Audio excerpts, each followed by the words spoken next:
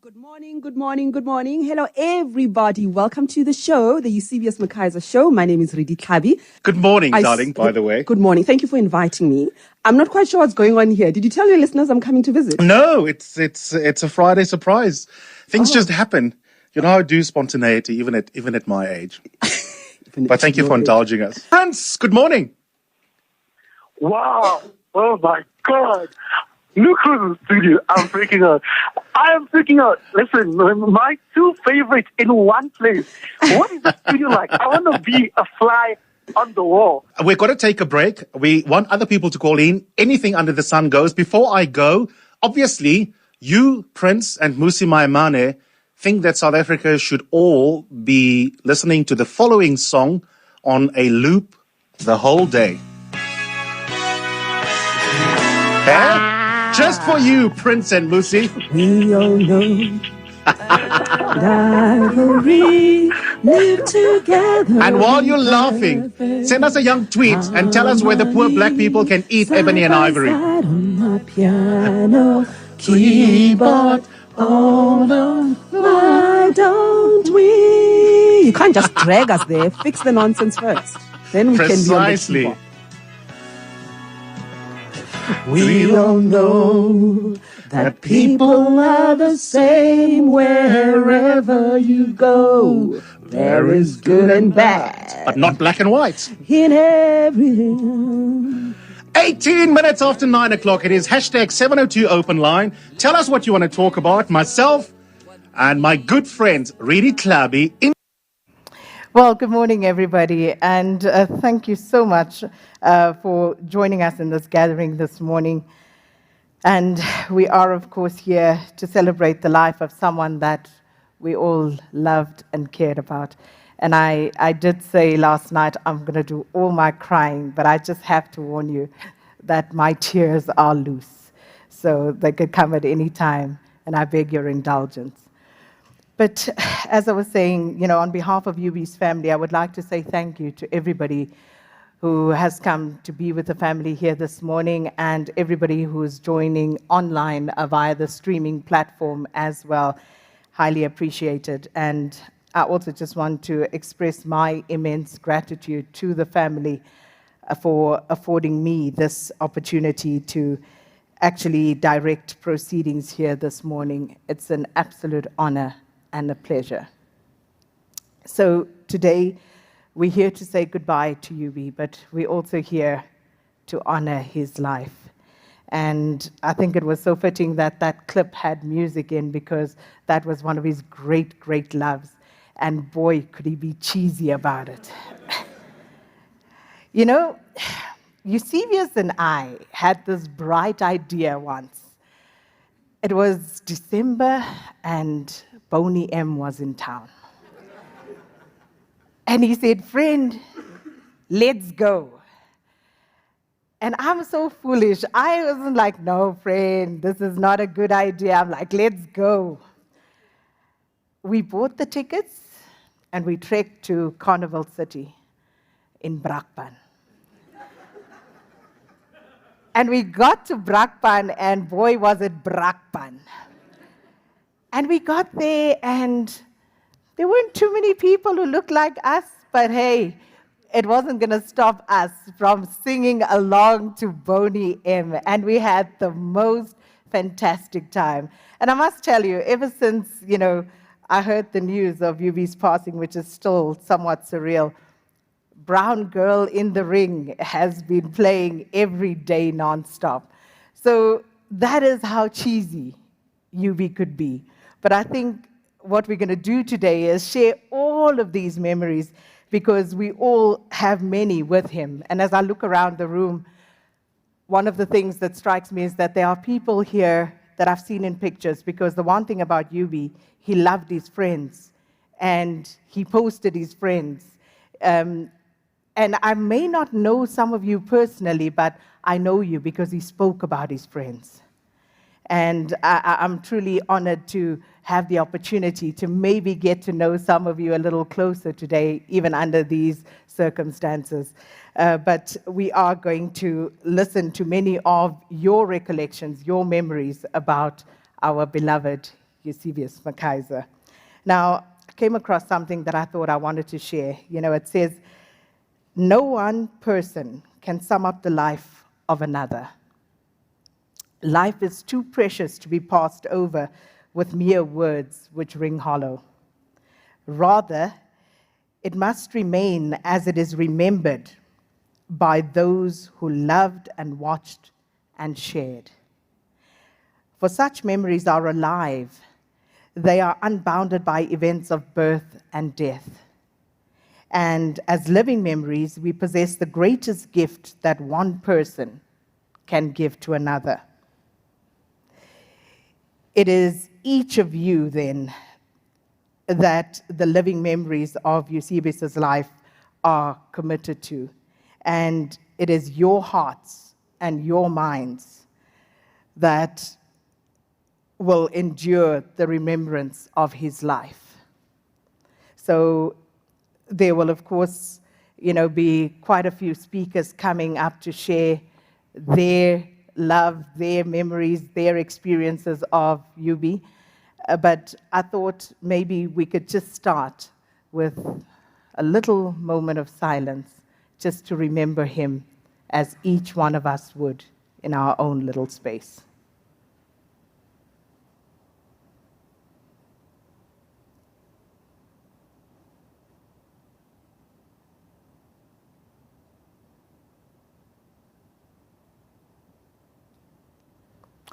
Well, thank you so much. So it doesn't have to be somber all the time. I know the tears will come, but of course, it is a joyous occasion as well, where we remember just all the joy that he brought to all of our lives. So I'm going to start by getting on with the program because we're going to hear from a lot of you this morning. And first up, I'd like to invite up to the stage Vukani Mde, who is, of course, a friend, a long-time friend of Eusebius's. And, just watching these pictures earlier on, and it took me back to when Karima passed away, and I see Mikhail, I see Zain, I see Karima's family here as well, and just how absolutely broken Eusebius was, because I think it was no secret just how deep their friendship ran. And it's almost surreal, it's unbelievable to think that we are now speaking of Euby in the past. But I love that cartoon that was in the papers showing Karima, awaiting, embracing Euby as they are reunited once more. Vukani Mde, I know this is going to be a tough one, but do come up, brother. And Vukani is going to give us a message from Luandile Sisilana as well. One of my bestest friends is Karima Brown. I don't think I need to say more. Everyone knows that in the country.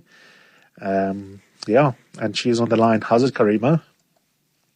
I don't know what to say, Eusebius. You know me, when it comes to these occasions, words fail me. And it doesn't help that I'm hearing my echo in my ear whilst I'm talking to you. But, it was striking because I was tuning into the show from the beginning today, and I often don't have the luxury of listening to you all the time. But I've thought of all the times that I've been trapped in my car, not wanting to get out because I want to get to the end of your conversation that you're having with people. And your journey into journalism has been such a big part of my own life that I don't even know where to begin. I was trying to think of... You know what? Maybe tell them the first time you saw me when I was this weird kid, literally with a suitcase at business day. That's the first time you saw me, actually. No, frankly, at that time, we didn't even really have like a car train. So someone walking and pulling a suitcase in the middle of road was such a weird thing. And in many cases, like such a foreign thing. And here you were walking with a fro. And I was like thinking, is he gay? Isn't he gay? It's a fro, And then, of course, you had this weird name, Eusebius. I didn't know. You're like, where did you fall out from? And then writing on the race nogal. So I ran to Rehana Rousseau, who was our deputy editor at the time. And I said, who's this guy? And she said, you've got to read his piece. You've got to read his piece. And, of course, I was hooked, from that day. But I was trying to think, Eusebius, who among my friends, dances with me on tables when no one's looking, and it's my son. And there are very few people who meet, in both categories. And I think, apart from all the impact that you've had on my life, the impact that you've had on Mikal's life for me is beyond measure. And that's probably where I appreciate.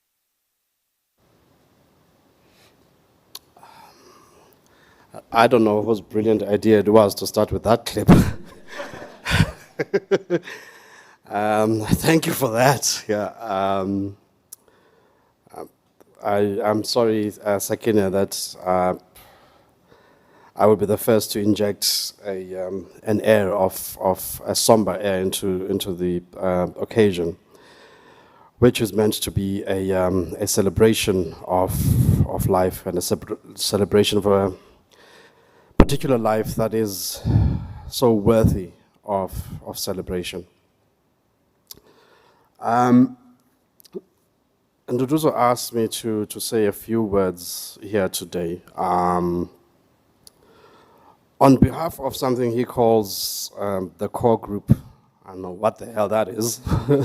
we will return to that. We'll return to that. It's an interesting concept.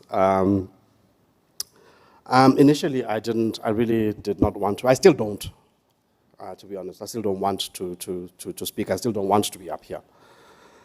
To begin with, a lot of people have penned a lot of articulate, beautiful, eloquent tributes to Eusebius. People who are a lot better suited to it than I am. In part, I don't feel that I have a lot to add to that. This is a room full of people who know Eusebius, all of whom loved him and were loved by him. The other reason why I was reluctant and afraid is I wanted to avoid something that I spoke to Nduduzo about. I haven't wanted to use the sentence Eusebius was. I'm not there yet. I'm not ready for that. I don't want to say Eusebius was, right? We agreed that we don't have to do that. Eusebius is, and so bear with me. Correct me if you have to. I want to speak very briefly. I was told I had 3 minutes. Very briefly, I'm going to speak about what Eusebius is to me, not what he was. He is one of my dearest friends, a friend that I love so much and always will. He leaves me with a deep, deep wound. I am hurting and probably always will be. Probably all of you in this room are hurting.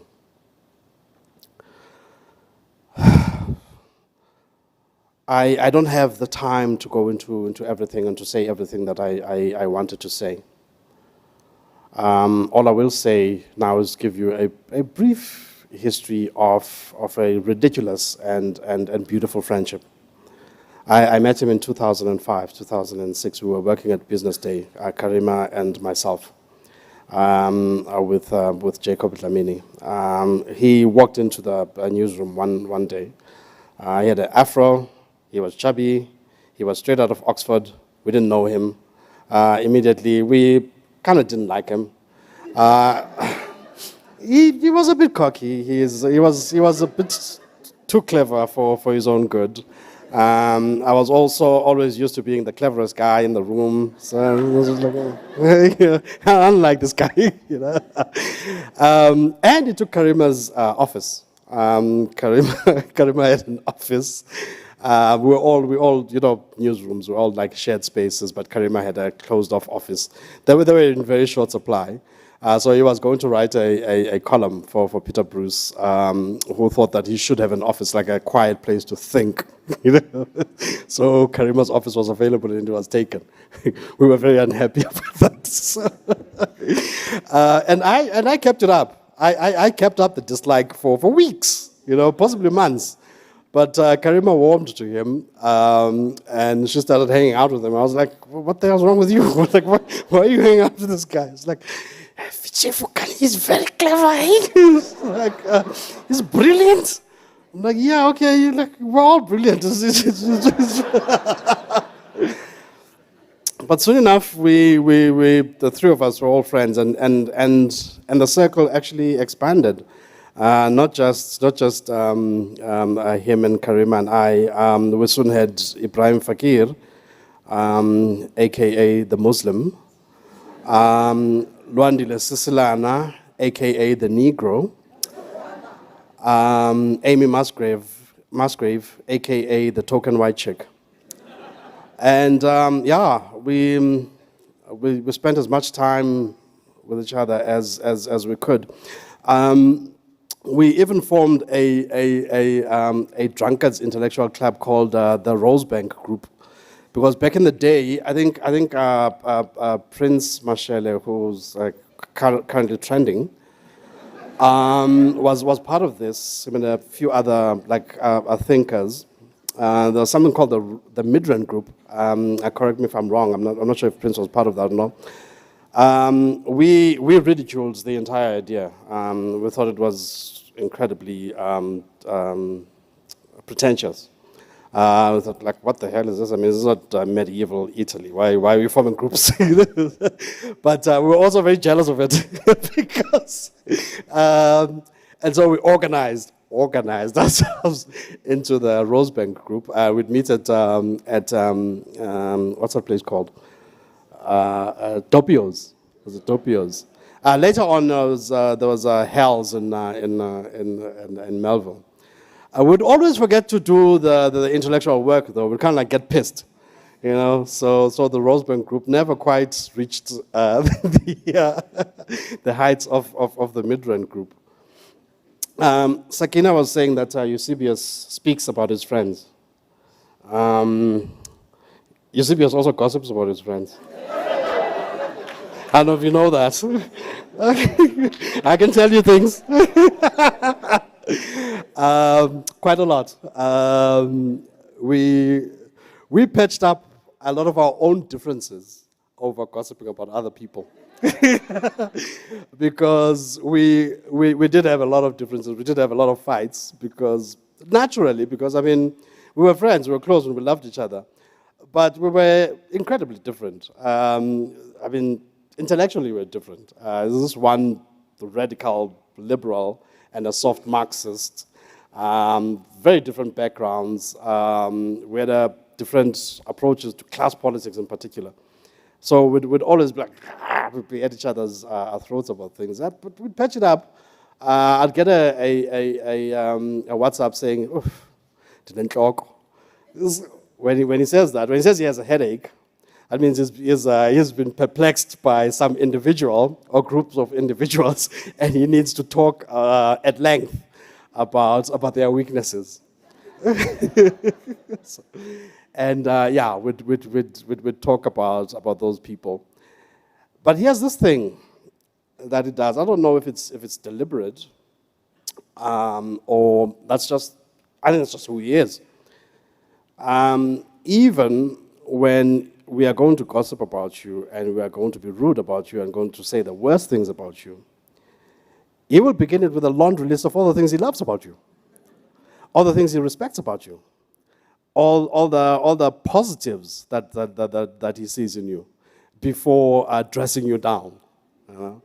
And essentially that's who he is. That's who he is emotionally. That's who he is. That's what he's committed to at a philosophical and intellectual level, because he is always looking to,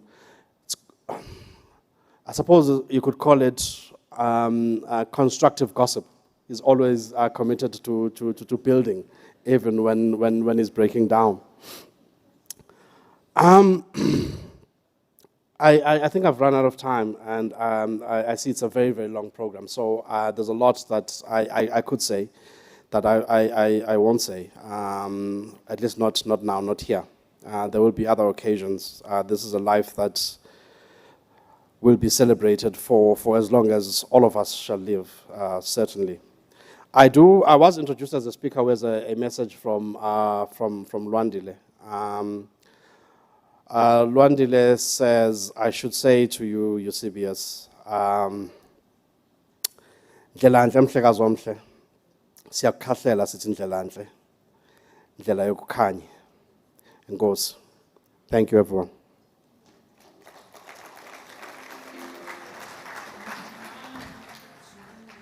Thank you. Thank you. Thank you, Vukani. And, you know, they say you don't speak ill of the dead. So I was being nice.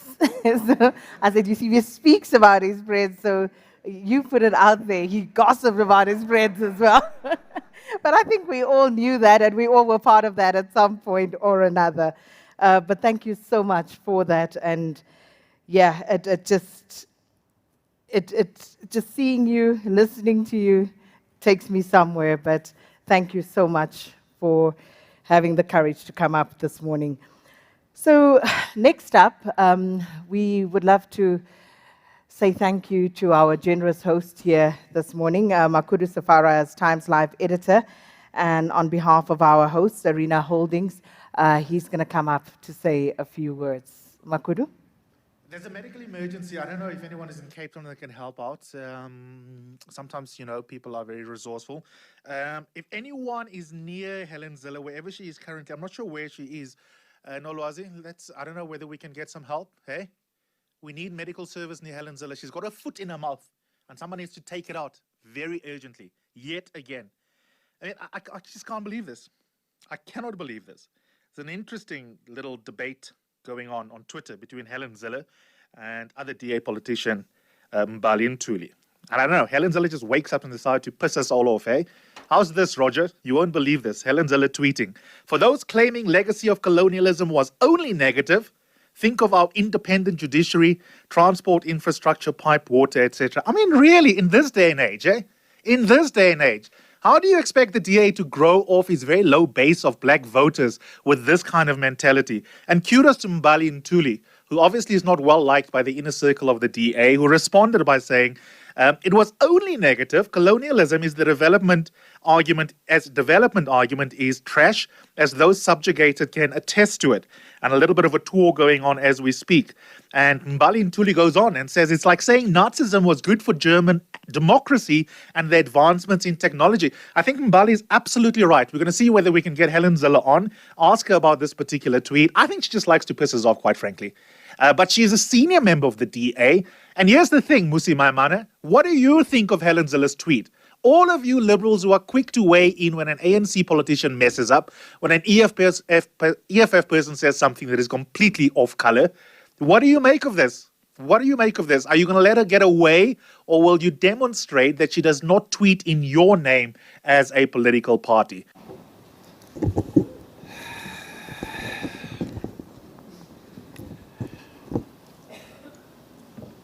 I wanted to say good morning, but I wasn't sure because suppose like the rest of us, pummeled by a torrent of emotions about our friend, our colleague, our teacher, our philosopher king, and so, you know, I'm not really sure. So, is it okay, if we say, and family, if we say protocol observed? So, good morning, everyone, and welcome to the arena. welcome to this, the home of TimesLIVE, of Sunday Times, Business Day, a home that Eusebius chose to make his in his last days.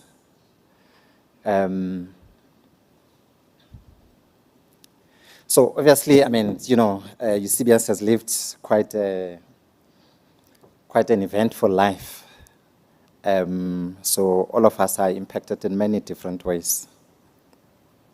So I'll first start by talking about how we found out, But maybe before that, So as I was talking about the torrent of emotions, I'm just thinking, if he were somewhere in the next room listening, he'd just say, "Get over it, Wena. Just get on with the show." Yeah. So on the day, so as usual, we met at 10 o'clock in the morning to talk about the stories of the day. So this is what's happening, etc., etc. And part of what is put on the table is a podcast recorded by Eusebius the night prior. So we talk about what it says, around midday, it gets published. Just after midday, I'm sitting in a SANEF meeting in my office. The CEO comes, "I need to talk to you about something." It's a SANEF-related thing, So I go to see him, but the call comes as I was sitting with him. Lerato, the PA, says, "Eusebius." Like, what? The words can't come out of the mouth. "It's Jackie." And she drops and says, "No, Eusebius is late." And I'm sitting there, I'm thinking, no, but we just spoke about Eusebius, not only about what we published an hour or two ago. The audio team was also saying next week he's planning to talk to Tessa Dooms, and an invite has been sent, and also to Lindiwe Mazibuko, about the state of the country, etc. And in terms of the schedule, that conversation was supposed to take place today. So no, but this can be, as I'm sitting there with the CEO, I take my phone and I dial.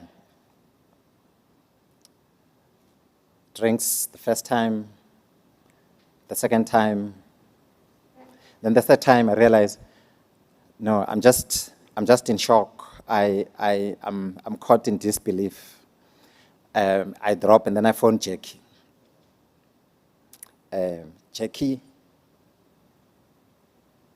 She answers after 3 rings, but I don't see that she answered. I just thought, there's a lot going on. So, but 40 seconds in, I realized she's on the line. "Jackie, hi." And I'm thinking, do I say, "How are you"? Is that the question? No, it's not. Is it true? And she cries. And at that point, I just tried to get details. Okay, so what happened? She gives me 2 paragraphs, and I'm thinking, let me drop. I'd stepped out of the CEO's office. I'm like, whatever we were supposed to meet about, he'll see to finish. This is what's happening now. So, the hell. So I walk downstairs. "Fini, I need somebody who can write this. What would Eusebius have wanted us to do at this point in time?" And the thing that came to mind was, be first with the news. Okay, you'll process the emotions afterwards. So, okay, let's put out the communication. Fini, let's write this. Sam, our national news editor, put together the background in a matter of minutes. The thing is put together. Pumza, let's get the tweet ready. What's happening? And people are beginning to talk, and then we put it out. is the tweet out? Is the story out? Whew, okay. So at that point, I say, whatever is happening with Eusebius, he's most probably satisfied with this bit. This is the professional bit. So let me retreat to my office. I mean, the walk from the news desk to my office just seemed like quite a lot. A long walk of sorts. Couldn't close the door properly, I just pushed it. And I think the people in the newsroom could see, and they'd already started hearing. And as I got in there, the tears just, and then the editor of the Sunday Times, Tembiso, walks in, and then he realizes, no, there's not the time to talk. Okay, I'll see you, I'll talk to you later. Then he leaves. Pule, the MD of our company, who's really our host today, at that time he's in Durban. He's about to go on stage to address some CEOs about the things that MDs do. And, he gets the news, he calls, but we can't talk, And, yeah. So I suppose I'm telling you all of this to say that, as I sat in there and, trying to process, trying to get myself to accept, this is where we are. The people that Eusebius worked with were also going through the same thing. And this is what Du has asked me to talk about. The impact of Eusebius' departure on the people he worked with and the people he interacted with on a daily basis in terms of his intellectual output. We called him an intellectual machine because, if you know his work rate, when he's onto something, he doesn't stop. So, which is why it was important for us that even as we were battling to process and to accept, it was important to put out whatever needed to be put out and then to pause and to say, what the hell is going on here? So, and then I'm like, I'm the TimesLIVE editor. I need to pause. I need to get over this and look at the team. There's a young audio producer who liaised with him on a daily basis. His name is Bulelani. Where's Bulelani? I opened the door. I look for him. He's not in the office. I phone him. He's already at home. He says, no, I had, and I just couldn't, so I decided to come home. Okay. So, and then we talk about, the things that we needed to talk about to help him deal with the situation. But of course, many other employees are similarly affected. If you, think about Jika, Tandutolo, Jika. I hope my clicks are clicking. If you think about Jika and Sabelo, if there's a report, say state capture or whatever, and Eusebius wanted to do a podcast and he wanted to move really fast, Jika was saying to me, he'd phone and say, look, I've read this part and, so what are you saying? What do you know? If it's a piece about investigations and so on, Jika would say, Eusebius would say, okay, so this is what you wrote as a journalist, but why should we believe you? Because, pieces of investigations often, you do stitch up and, this is what we know, this is what we don't know, but Eusebius will still ask you, why should we believe you? He was a great gift for us as Arena. So we thank you, Daddy and Mami, to the greater Eusebius family, Ndu. We went to see the family yesterday, and his dad was saying Eusebius would go to school, Graham College, come back with a huge bag, and you think, oh, this boy has new clothes. What's going on? Then when he opens the bag, it's books and more books, you know. And his writing showed that he really liked books. And that became a thing that anchored his intellectual output and so on. And so we are grateful and thankful for all of this. And of course, I suppose a little bit of detail is on the 18th of April, we were supposed to meet him with Pule and the managing director. No, Pule and the chairperson of the company. He didn't know that the chairperson was going to be there. So the meeting was set for 2 o'clock, and you'd know. So we go, sit at Fishmonger, we wait for him, all of us are there, and he doesn't show up. 30 minutes in, no, let's phone the office, let's check. He's normally never this late. Lo and behold, we discover on that day, just before our meeting, he suffered an epileptic attack. He survived it. So I sent him a message, hey, get well, this and that, so I phoned him the following day. Are you okay? He's like, check, this is what I'm working on. I'm like, no, dude, I want to talk about your health.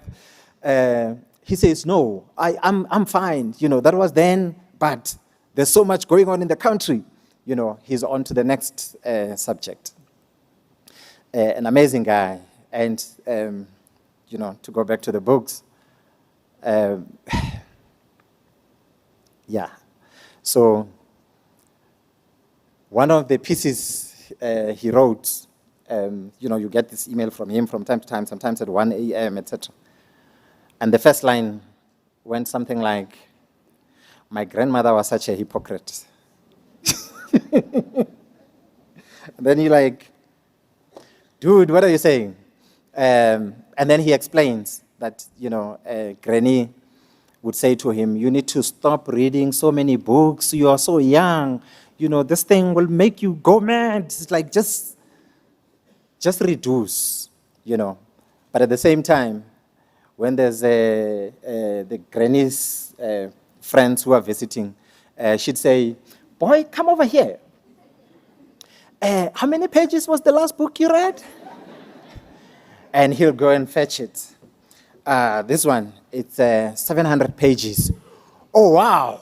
And then at that moment, she'd be very, very happy, that he's doing what we try to encourage our kids who are really into TikTok now to start reading.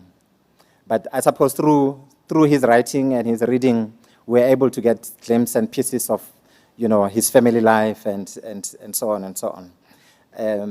And as an editor working with him, I mean, it was quite a thing. He obsessed about detail.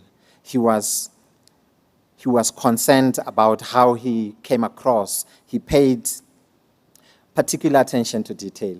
And he just, is the comma in the right place? Is the headline capturing the content correctly?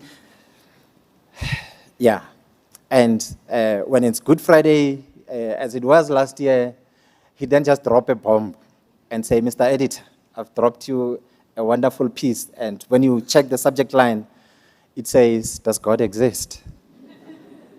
And then, meanwhile, I, Sakina, I'm sitting there, I'm an usher at church, I'm that guy who says, good morning, welcome to church, enjoy the service. And Eusebius is asking me, of all the editors in the country, publish a piece that says, or that asks, does God exist? But, and the interesting thing is, in my other role in SANEF, I'm the chairperson of the Media Freedom Committee. My job is to encourage people to have debates and, to not limit each other. So I sit there, I look at this piece, and I'm conflicted. I'm like, I want us to publish it, but I don't want us to publish it. So, eventually we publish it. So thank you to the family for giving us Eusebius, and thank you to the organizers and Dinesh, who's, I know I'm running out of time and I've run out of time. Dinesh and the team who have said, instead of bringing flowers, please bring books, donate books that the family will donate to a charity of the family's choosing. I think that's really life-giving, even if we say that here right now. I think it's the best thing. Yeah. So thank you. Maybe just one last thing. So, Eusebius is one of those very talented, and obviously, he's not an analyst who will come free. So he negotiates, gets the best deal. Then you use him. And then he writes a masterpiece. You look at it and you're like, Jews, this is really good for our subscribers. And he says, Mr. Editor, I've dropped you a thing. Let me give you a call. Yeah, what's up? Can we make that piece free? Say, can we not pay you at the end of the month? No, but then it becomes a negotiating thing, so how much of what he writes that, must be free, and he wanted as many people as it is possible to get access to his content. And at the same time, we wanted many people to look at his content and say, we want to subscribe so that we can get access to this content. And then he'd say, there's a thing called tick strategy. Only Eusebius could think of a tick strategy. So, let's get them used to the quality. And once they get used to the quality, then we put it behind. Yeah. So he really was an intellectual rock star. As an editor, I look at what we're doing today, and I think he was our plan. And as the MD had already said, there's so many things we wanted to do with him that we're not going to be able to do. And there isn't anyone in the country or anywhere that we're going to find to replace Eusebius. He's not replaceable. He's just, you can find bits and pieces elsewhere in many different people, but you're not going to find what he brought to the table as an individual. And for that, we are grateful to the family. We are grateful to the to his partner, to the friends, and everyone for the time that we had him contributing to our platforms and him enriching our country. He was a true patriot, not the ANC and DA defined patriots, but a true patriot because he wanted what was good for the country. His last tweet talks to that. Thank you. Thank you. Thank you. Thanks, Makudu. Sorry. No, thank you. Well, thank you so much, TimesLIVE editor Makudu Safara. And you're so right, Makudu. And I think one of the reasons why Eusebius and I got along so famously is because we never spoke about religion. It never came up. It was just one of those things. I know who you are, you know who I am, and it's okay. We never spoke about it. But also with regard to attention to detail, I would invite Eusebius to come on to Morning Live for a 10-minute discussion on something, and we would speak for 2 hours in preparation for that 10-minute interview. And that's just who he was. And Makudu is absolutely right. He really was very concerned about how he came across, and that is something that I think a lot of us can learn from in terms of taking yourself seriously, because why should other people take you seriously if you don't take yourself seriously? But we have to move along. Makudu, thank you so much. And the only reason I didn't stop you is because you are the host here this morning. So I just want to say to all the other speakers coming up, when you see me approach the white line, that means your time is up. So without much further ado, let's invite Karen Moore up on the stage. Of course, Karen leads No Introduction, longtime friend, and a journalism colleague of UB's. So Karen, please come up. So yesterday, being the nice guy that I am, I asked my team, who wants tea? Proper tea, not the Not the coffee that hopefully one day the new CEO will improve on here at Prime Media, but, store-bought coffee. I thought people will just say, like, either no or, yeah, cool, I'd love some coffee. There was one person, I shall not name them, in case they're no longer cool amongst their friends. He or she was like, yes, I want chai tea. Chai tea. Hey? Chai tea. And I chuckled because it reminded me of something that I recently discovered in my fridge at home. I was so shocked. I thought maybe my roommate had made a mistake when they went grocery shopping. And what I found in my fridge at home was milk. The milk bit is not the problem, but on the milk was written lactose free. I was like, hey, brother, since when are we lactose free in this house? And when I inquired from my roommate, I was told that apparently the human anatomy was not designed for lactose. I'm sorry I'm sitting on a chair, but I have an inner ear infection and is very problematically was feeling like I might fall over and start crying. And then the drunk memes on Twitter would just keep flowing, and I don't think any of us are here for that. Eusebius would have found that very amusing, but and I'm going to read what I wrote because I'm very scared of crying in front of all of you, and I want to get through this, and I think all of us are wanting to get through this. When I first heard about Eusebius's death from one of my colleagues who did not want me to hear about it from a news update, my first overwhelming instinct was to call him. Not because I wanted confirmation of knowing for sure that one of the most intense, brilliant, talented, kind, and alive people that I had ever known had passed away. But because, as I've done through pretty much most of my adult life in South Africa's ever-moving, often psychotic news cycle, I wanted him to explain to me what was happening, to talk me through the rush of feelings, the memories of shared past, and the sort of terrible grief of an absent future. And I wanted him to tell me what the hell was going on, to make it make sense. Because even in the face of the most profoundly confusing, divisive, and traumatic times, Eusebius McKaiser had the powerful gift of making things make sense. He was an extraordinary and gifted intellectual who could debate the big questions of life with you, including religion, which he did with me. And he would, go through the minutiae of a court judgment, what a judge meant by a certain phrasing, and then navigate between that to talking about date my family. I mean, that was the ambit in hilarious detail.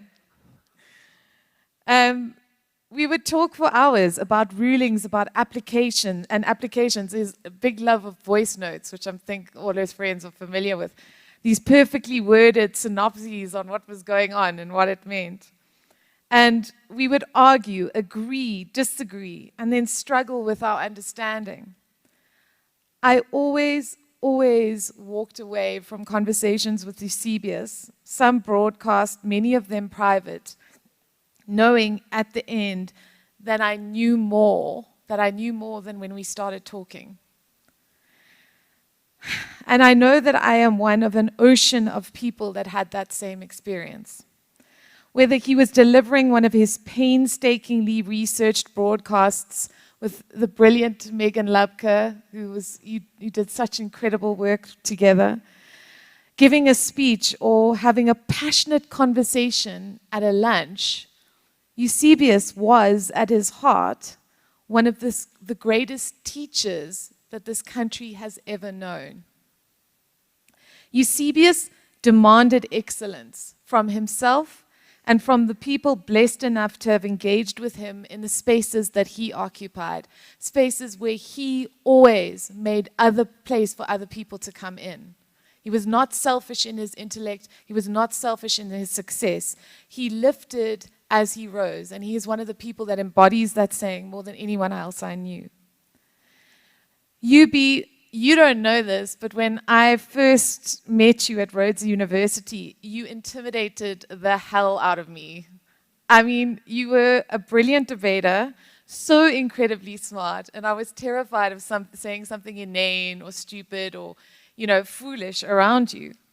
But when I got to know you, I discovered that you were your own harshest critic, and the excellence you expected from others was the very same excellence you constantly demanded of yourself. I think it was something that you and your beloved Rudi Tlabi had in common, that refusal to be intellectually lazy or to produce journalism or commentary that acted as an amplifier for misinformation, misleading political rhetoric, or blatant dishonesty. Refilwe Moloto is spot on when she says that the South Africa's biggest problem is how easily distracted we are. But you, Eusebius, were never distracted.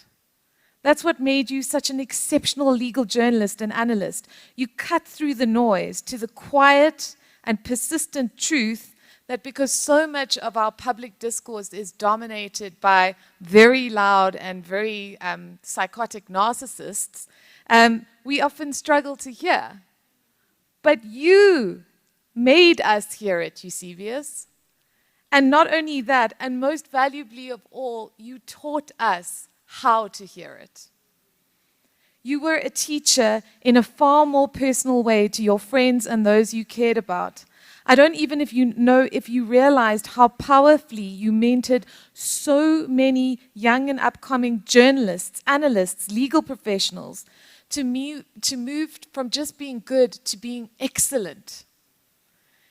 I read Nolwazi Tusini's incredible thread about how your often very demanding mentorship gave her the skills and confidence to step forward into her role as a sharp and hard-hitting broadcast journalist. I think of also Ziyanda Ngobo, who you were so proud of, one of South Africa's most talented broadcast journalists, someone that you nurtured in your own way. And I know you were proud of them and so many others because you told the world that you were, with detailed, beautifully worded social media posts that were a hallmark of how you not only empowered this country's young talent to step forward, but you also shone a light on them so that everyone would know who they were. And I thank you for that. There are so many people in this room that can speak to the power of your encouragement, which I know energized and empowered so many of us when we were in dark spaces and needed the light of your honesty and your kindness. And you did that for me. You did that for me. You have left a generation of courageous thinkers behind you, Eusebius, people who learned from you how to get to the truth of an issue, however messy it is, and not to be afraid to speak up. And just like you did, calling out corruption and incompetence as readily as you refused to let people get away with nice racism.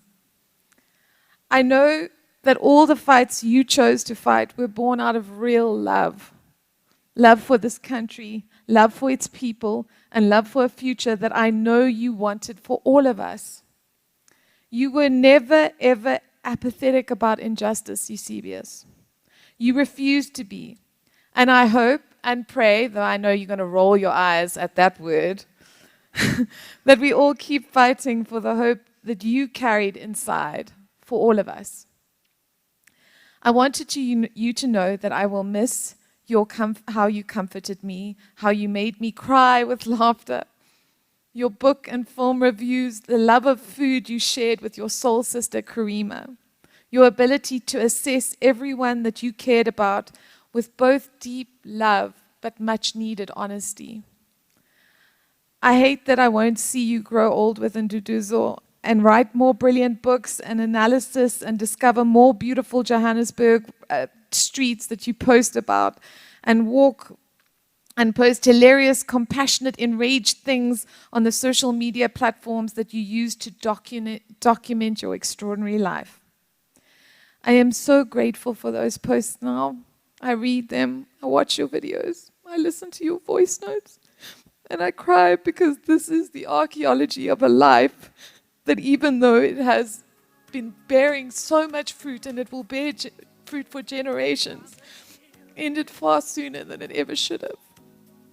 But Eusebius, it was an extraordinary life. So I want to ask everyone who feels the same way as I do, in my shaky sort of problematic ear space, to just stand up and to give a standing ovation to Eusebius McKaiser for the way he lived his life.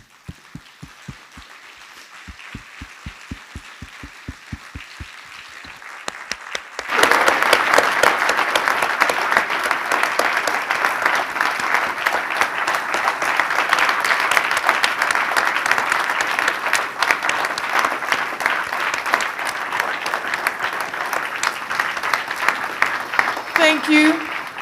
Aluta, continue, my friend. I will never stop missing you.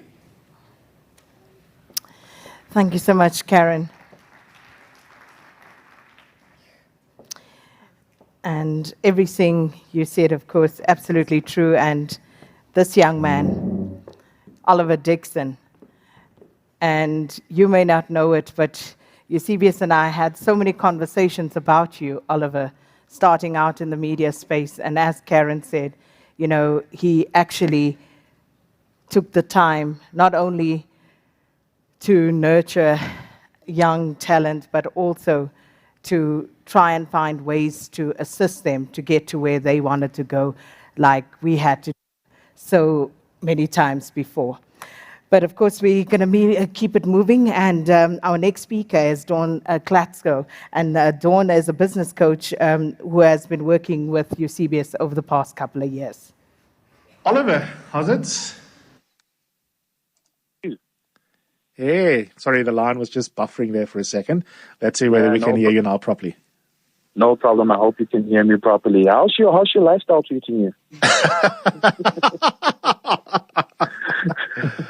You know, it's this, obviously everyone who can hear you can recognize your voice. Oliver was also on 702 until recently, and someone that I've come to know over the years, much younger than me, but also trained as a debater and with an interest in media, and he seems to be now stuck with various media careers that he's also pursuing. And we have a friendship that's budding, and you're beginning to know a bit more about me than you should. You yourself can probably spill some tea just based on our WhatsApp conversations. Yeah.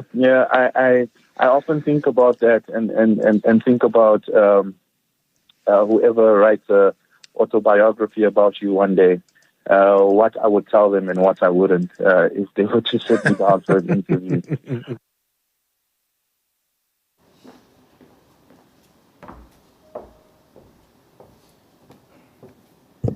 I really just want to say thank you, Karen. I was going to say what she said and then just leave, but I guess that wouldn't land well. The second thing, I can hear Yubi's voice in my head from his coaching of me to say, Dawn, just put your notes away. I want to hear your voice. So I apologize to Yubi, but I'm not going to do that today. So I've worked on hundreds of brands in my career, but working with brand Eusebius has by far been the most interesting and the most rewarding. And I hope to give you a slightly different perspective on this brilliant brand, Eusebius, this morning. We first met when we both worked at Power 98.7. I was technically his boss, a fact he loved to share because he knew it would make me chuckle and turn slightly pinkish in my cheeks. Sorry, I don't know where that feedback's coming from. I say technically because it was like saying that I once looked after somebody's domestic cat, so I was equipped to tame a lion. Seriously. I'll never forget the first time that I was instructed to call Yubi to a disciplinary. He had called some very high-profile individual, I won't mention their names, an idiot on air. Now, everyone in the office obviously knew what had gone down, And I'll never forget the sight of Yubi. You know, he had this like really relaxed lope. And I saw him coming down through the open plan offices between the producer desks. And all I saw were the eyes watching the lion coming along. I think that secretly they were hoping to see him snack me. But the fact of the matter is that I'm not an idiot. So he came into my office, and the extent of the disciplinary was for me to suggest to him that rather than using blatant language like that he draws on the Eusebius lexicon and uses one of those very smart people words, because an idiot won't realize that they've been called an idiot. And that triggered one of those hearty Yubi chuckles, you know, that comes from deep down in his tummy, and was the beginning of a wonderful friendship built on mutual respect. So let's fast forward a good few years when we'd both left, he'd left radio, he'd just launched Run Racist Run, and I was now fully committed to the career of a business and executive coach. And Yubi was looking for guidance on building his brand independently of a platform, and I was looking for help to write a business book. And so began this wonderful, non-commercial, symbiotic relationship. And I want to share just a few perspectives of the privilege that I had of getting to know this wonderful brand. First of all, I'd like to share that he was surprisingly tolerant. Quite frankly, he made me quite scared, because key to his brand success was the need for that creative genius to tolerate unimaginable horrors like Excel spreadsheets and words like fiscal vigilance. Not that he wasn't familiar with all of these concepts from his McKinsey days. It was simply that he had never, ever entertained the idea of embracing these concepts for himself. And then we started adding a few extra players to his support team.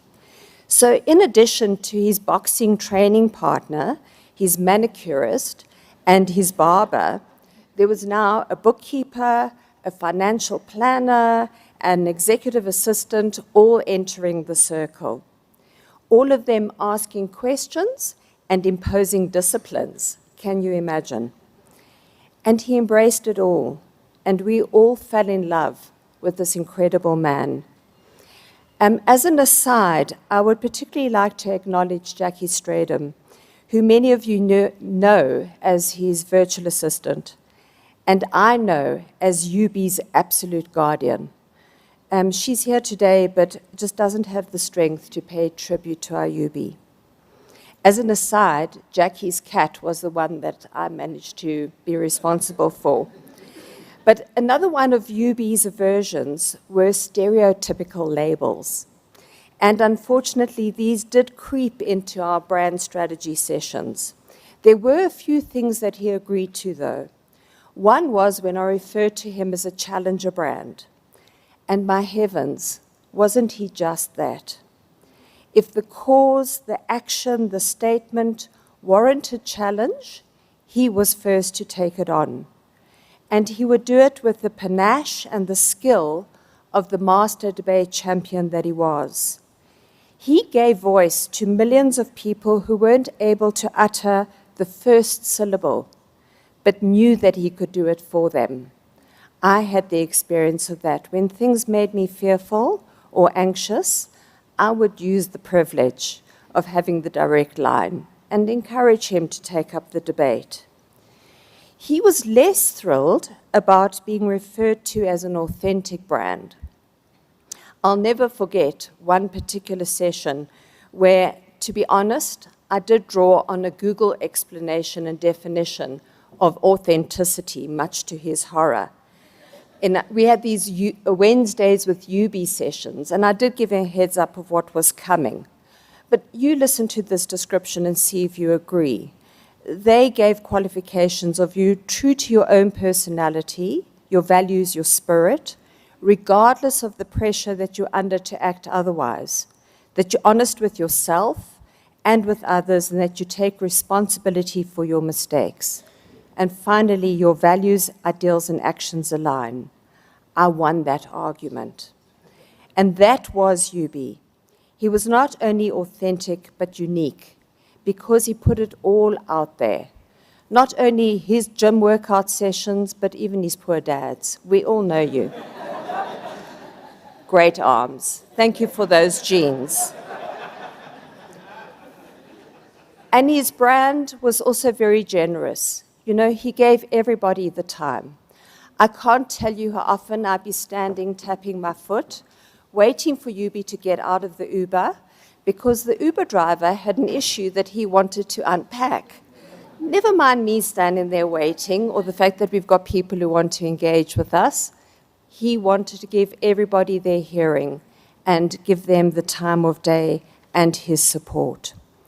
And of course, all of this came together in the greatest milestone of Brand Yubi. And that was when we hatched his podcast, In the Ring with Eusebius McKaiser. And I say hatched rather than launched, because he, as with Yubi, he did it in a very understated way. It was absolutely low-key, and it just accelerated to top of the pops. Absolutely brilliant. And hot on the heels of that was the TimesLIVE podcast. The man was genius. It just flowed out of him. I had such envy. He would produce a podcast, pop into an Uber on the way to a restaurant so he could read yet another book, to either review it or to use it as material for the next podcast, all in the time that it would take me to write one paragraph. And I used to think, how does this magical man do it? He was just on a different league. Who needs ChatGPT when you have a Yubi? And the sadness is that we were very close to getting to the point of taking his brand to the next level. So, to be able to reach even more people more often. And the end has come too tragically, far too soon. A great brand has been taken off the shelf, and it's left a deafening silence.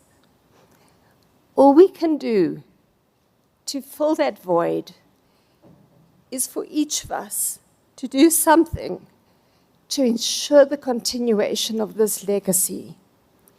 We will never match the power of that voice, but perhaps, just perhaps, if we each do a little something, we can create a beautiful whisper. Rest in peace, my beautiful Yubi. Thank you.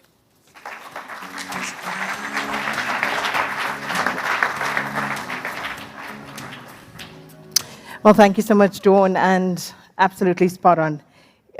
He was a genius, and that was undoubted.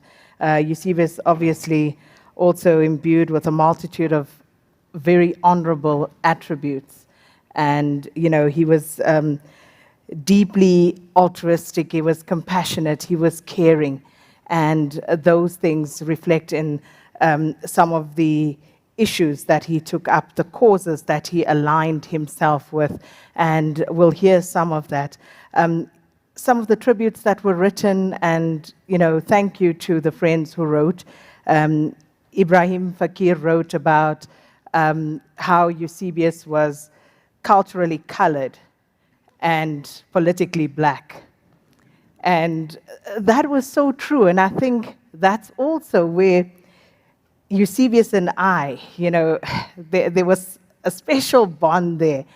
And I remember when Nathaniel Julius was shot and killed in El Dorado Park, I instinctively knew the person I needed to take with me for that broadcast was Eusebius. And suddenly, Eusebius and I became these colored heroes. And it was totally by accident. But you'll be amazed at how many people actually reached out to both of us, and we spoke about that later. And it was because he was not scared to identify as colored. And, you know, that is something that we bonded over. There were things that we could call each other about that I knew, only Yubi will understand that. Like he knew, like, only Sakina will get that. But, he cared about so many causes, and we are going to speak at least about one of those because he was just such a well-rounded person. And he didn't make noise about some of the altruistic things that he was involved in, did it silently, as it's supposed to be. So I'm going to call up now Zakira Mohammed, and she's the founding member and chairperson of the Mina Foundation. And this is one of the causes that Eusebius was so, so passionate about, period poverty, and the work that was done around that. So Zakira, there you are. I'll stand with you. Zakira, I think... I mean, I have to say to you that when Sadiqa says something like, actually, the majority of people's sensibilities are affronted when it comes to that very assertive gay agenda that we do see in Western countries, and it is that which is un-African. Fair point. Not at all, Zainab. I mean, when I listen to David and also Sadiqa, what I hear is basically a tissue of irrational argument and hatred. And where does one even start? Let's start with David's point of view. This idea that African values is all about procreation and we're all a bunch of sex machines is nonsense. Absolute nonsense. Okay? What does David have to say to a straight couple who's sterile that they should feel less African because they can't give birth to kids? What about a gay couple that have decided, actually, I want to have a kid, but I want to continue living in the same-sex relationship the day after I've spawned one? Will you be more comfortable with that person? It's just a badly thought-through point of view. And the same with Sadiqa's. I mean, this idea of the 2 points that she's mentioned, firstly, that I get offended. Well, I get offended by homophobes. Does that mean that he must go into the closet, as it were? No. And that, of course, also because we tend to forget sometimes that Yubi was also a TV person, and it's not just the radio. He really did love broadcast in all its facets. Zakira? Thank you. I think it's good afternoon. To all the family members, Miss Jackie, fellow friends, colleagues, and all who knew Eusebius. I stand here in disbelief. I am going to actually read my speech because I don't want to leave anything out. I stand here in disbelief and shock just like all of you, and never in a million years could I have imagined standing here paying tribute to Eusebius. There's so much I want to say. There's so much I can say, but there isn't enough time. This is so hard, and I'm going to do my best to honor Eusebius. I'm going to give you my experience, who I knew Eusebius to be.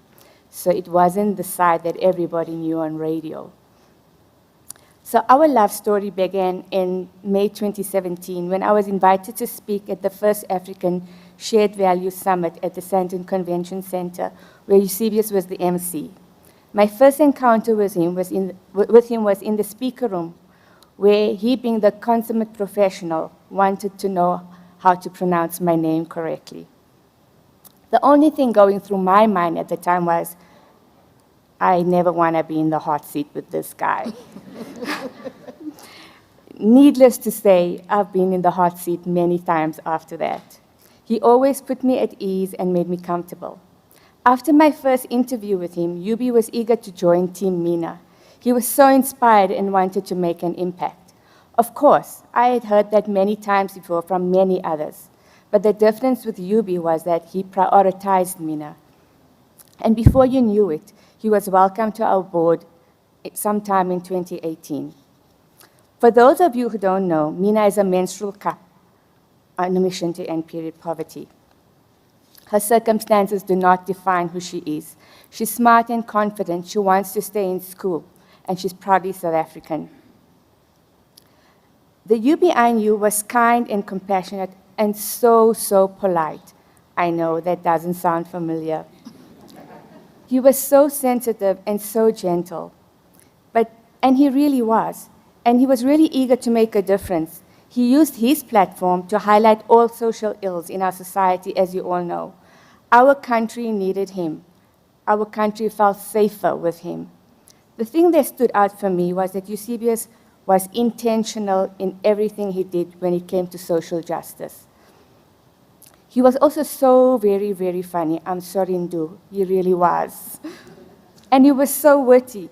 He always had me in stitches. I often teased him about doing comedy in his spare time. He was flirty and mischievous, and he had the most stunning smile. He really was a committed and active board member, the only non-menstruator with the loudest voice. He always entertained my ideas, even if they were a little far-fetched. He just made it happen. One of those moments was when we hosted the Menstrual Conversation with men and boys live in studio. We invited 50 people and 100 attended. We had boys from St. John's and girls from Kingsmead College and a lot of men in the room, where we discussed how periods are everyone's responsibility. He hosted many other interviews with beneficiaries sharing their stories on air over the years.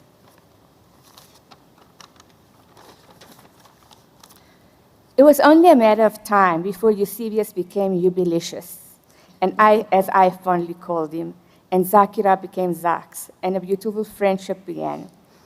During lockdown, Eusebius put together a radio documentary with stories from women working in landfills, women who pick up our unhygienic period products. Women from all walks of life called in. Some were in hiding, some lost their jobs, some were gang raped. It really was a very emotional documentary that had him in tears. Over the last 2 years, we spent much more time together. We went to St. David's School here in Sandton to address the gents, as they are called. UB highlighted that if men had periods, we won't be standing here today. He said there would be an extra budget just for research.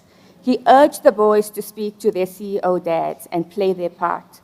Late last year, we went to the Nelson Mandela University where we launched MENA on campus with our partners' Gift of the Givers.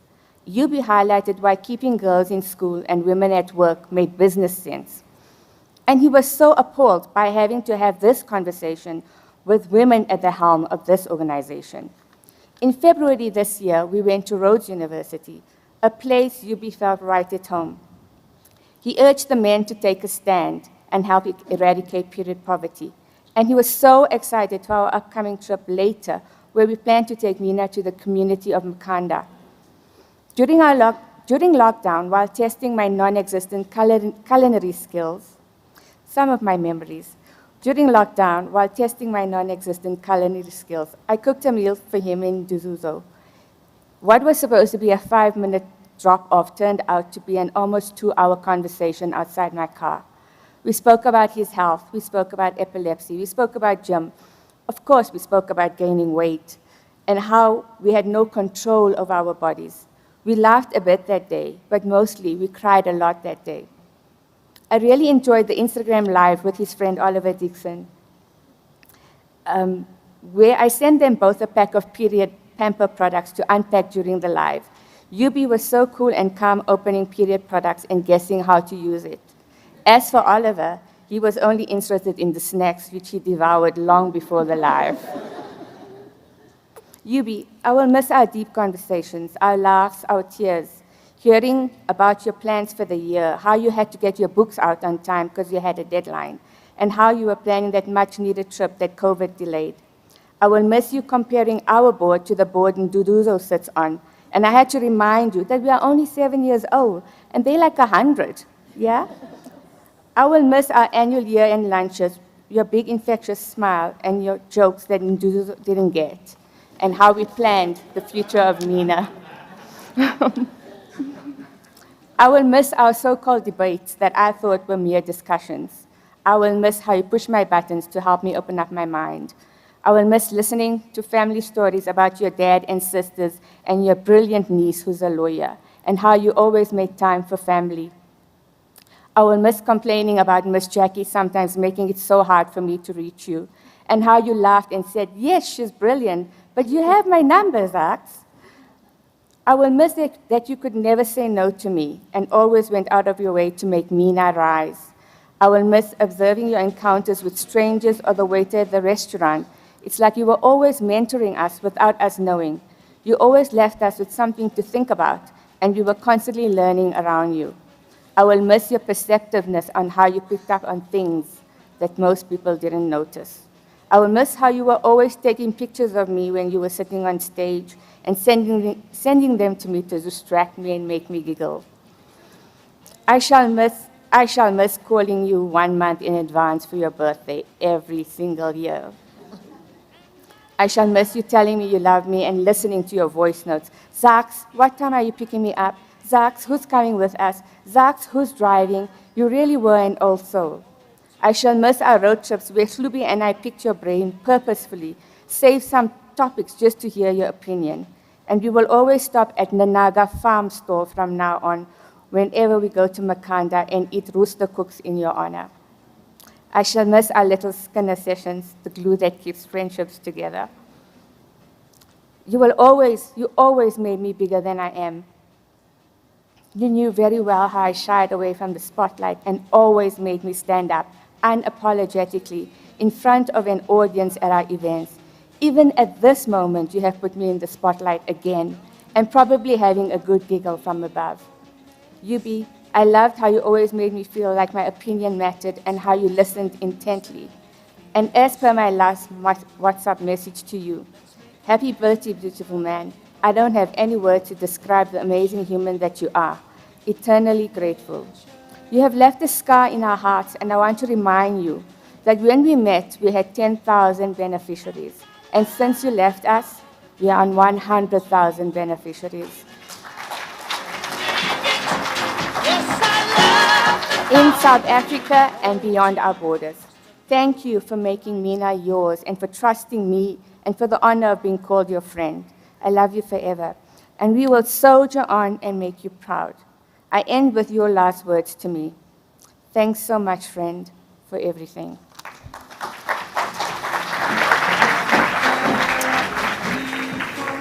Thank you, Zakira. And in the end, you actually did not need me, so he did well. And, speaking of Yubi being an old soul, I've always meant to ask the family, so Dad, are you sure Yubi's date of birth was correct? Because I could never understand how he knew the things that I could remember growing up as a child, and I was a good 5 years older than he was. So I always wondered about that. Is it the correct date? Okay. So I'll take that for now. But we are going to move along, and, one of Eusebius's passions, of course, was debating, and he never shied away from that. He always made sure that he plowed back to society, went to schools, was always looking for the next opportunity of how he could encourage others and groom the next lot of great debaters in our country. But coming up now is Nick Ferreira, who was Yubi's debating and philosophical sparring partner.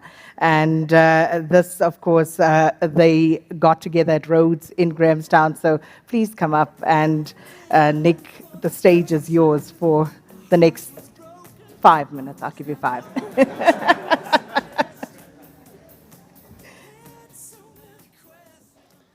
We normally get 7 minutes in debating, but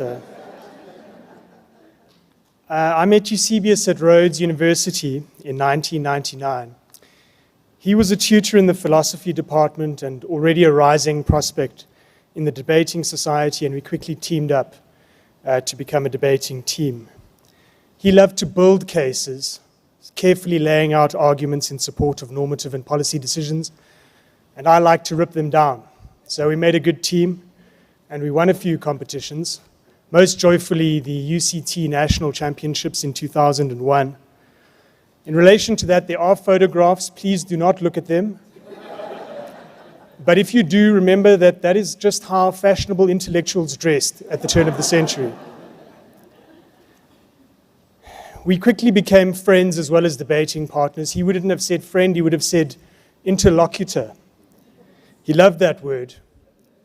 A person who takes part in a dialogue or conversation. And he meant it Socratically, and it was a mark of honor.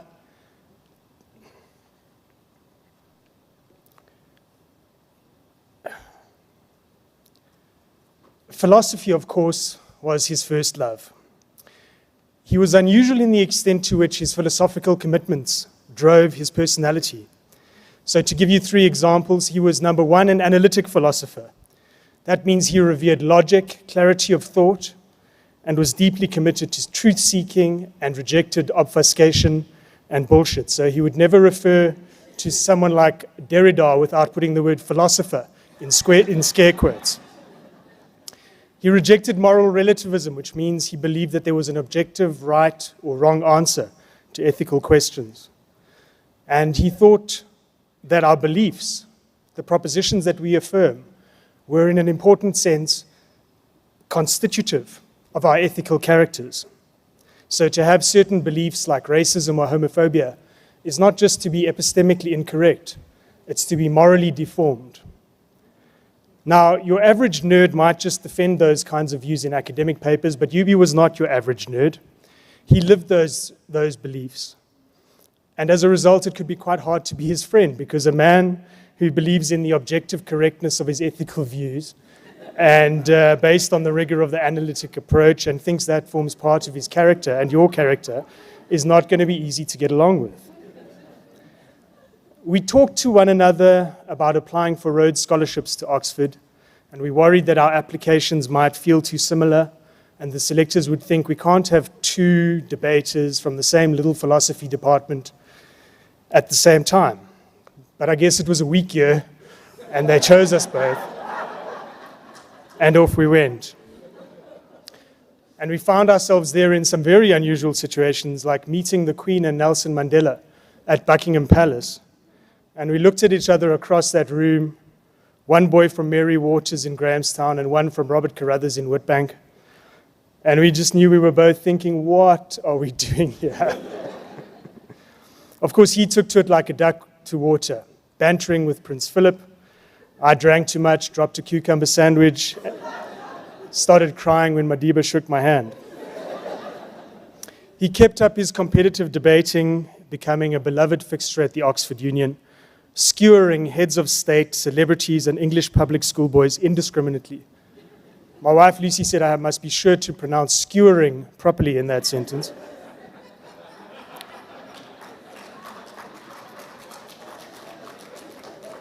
And he very, very much enjoyed being a short bus ride away from London's gay club scene and fun. But for the first time in his life, I think he struggled to make progress academically. And that was a source of deep anguish to him. And eventually, for reasons of self-preservation, he gave up on his doctorate. And it was a decision I supported him in. After we came back, at some drinks party, someone asked him what was next. And he said, I'm going to become a political commentator and public intellectual. And I remember we thought, you don't just put in a job application for that position. But he did it. And look how successful he was. It turned out the rest of South Africa enjoyed being his interlocutor as much as we did.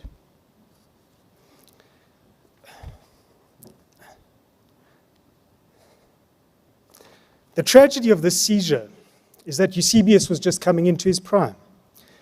He was so in love with Nduduzo, a love that stabilized and settled and eased his insecurities.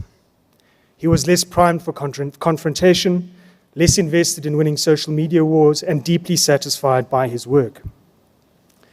I was going to say that we shouldn't lionize him in these proceedings because he wouldn't want us to. And then I realized he would have loved being lionized.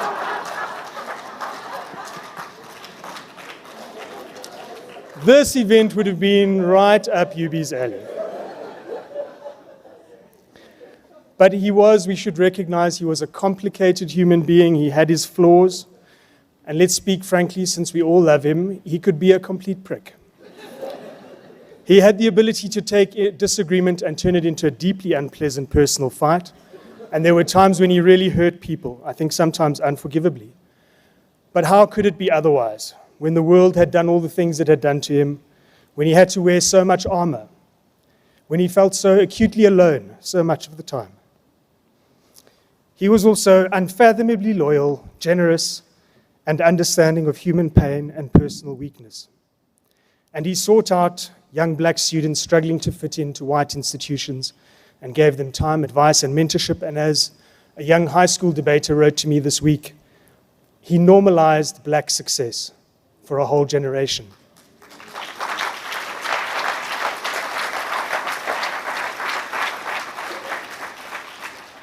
So Yubi, I don't think either one of us ever thought that you would let me get the last word, but here we are. We grew up together. I relied on your friendship and wisdom, and I think we all slept easier knowing you were out there. You are such a force of nature. We never imagined what the world would feel like without you.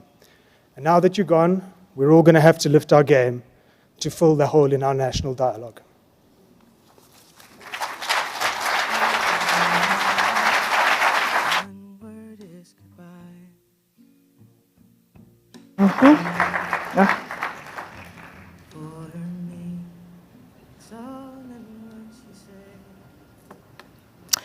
So I'm going to introduce the next two speakers now. And so Wady Abrams, the Deputy Director of the Apartheid Museum. Wady, if you could just come forward whilst Dumiso Lutuli comes up to the podium. And Dumiso Lutuli is from the Rhodes Foundation and also a close friend of Yubi's.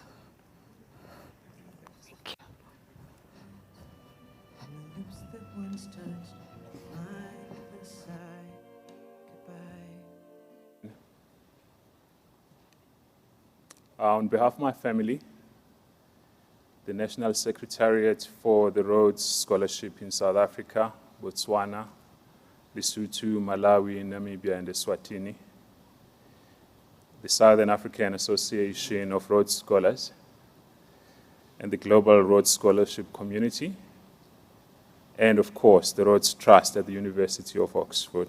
I extend my heartfelt condolences to all gathered here today, especially to the McKaiser. Yes, UB called himself McKaiser in Johannesburg, but he told me that it's actually not McKaiser, it's McKaiser.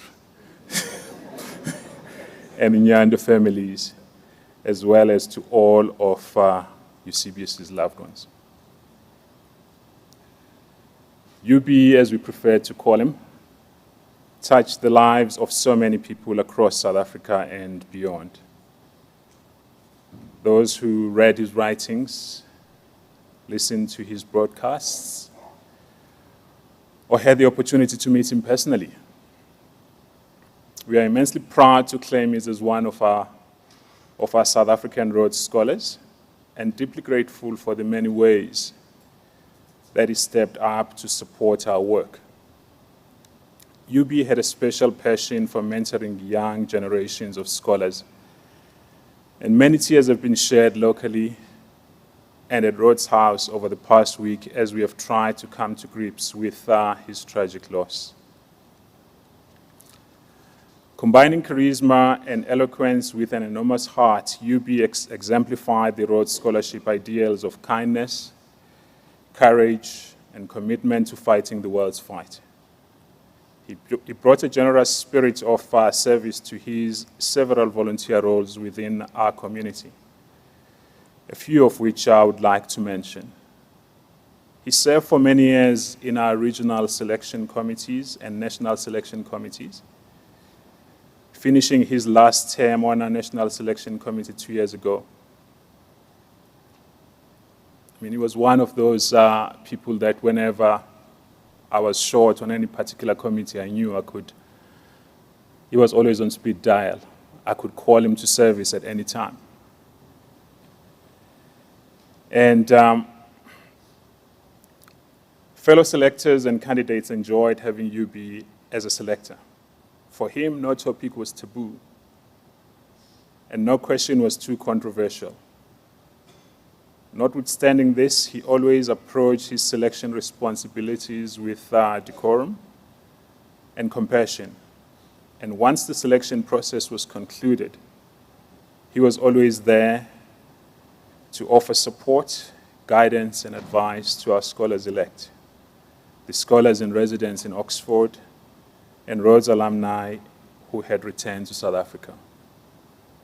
After stepping down from the National Selection Committee, He partnered with Professor Catherine Burns, a historian and professor for medical humanities at the Center for Health Science Education at the University of Witwatersrand, in what I would describe as a unique project which encouraged scholars-elect to reflect on the legacy of Cecil Rhodes as they took up the scholarship that bore his name. I have borrowed Professor Burns' words to describe this important work, which I have no doubt she will continue even if UB is not going to be with us to continue that work. And I quote, "In his capacity as a mentor to the Rhodes Scholars, current, past, and elect, he insisted on examining the legacy of Rhodes, the person, and Rhodes, the capitalist and colonial power broker, not airbrushing his name out of our history, or of the reach of his bequests and awards. UB insisted that we should turn towards Cecil Rhodes' legacy and examine it with a fine-tooth comb, forensically, for what we could and can and will learn from Rhodes and his actions. It was typical of UB's courage and scholarship-led approach to debate and knowledge. He wanted all of us, especially Rhodes scholars, to think about the way that individuals exist within a powerful social matrix. And he wanted us to look at and not away from the way that intelligence, curiosity, stamina, moral purpose, courage, and grit can turn into corruption, vainglory, violence, and greed. He was asking us all, I think, to look at power and ambition in all its facets and take hold of the lessons of Rhodes' life. There are lessons for all of us, our country now and the world," end quote. Over the past 2 years, UB served as co-chair of the Rhodes Trust Advisory Group on engaging our history, bringing enormous energy and dedication to this critical work of acknowledging the injustices of the past and taking concrete steps to build a more inclusive and equitable future. I distinctly remember during the times of Rhodes Must Fall, in a number of interviews where we had a number of follists. Unfortunately, I can't see clearly. I'm sure some of them are in this room, and some of them are definitely joining on the online platform. What was intriguing was that a number of candidates would walk into the interview expecting that they're going to be taken head-on their position on Cecil Rhodes. And so some of them tried to be Rhodes apologists. Big mistake.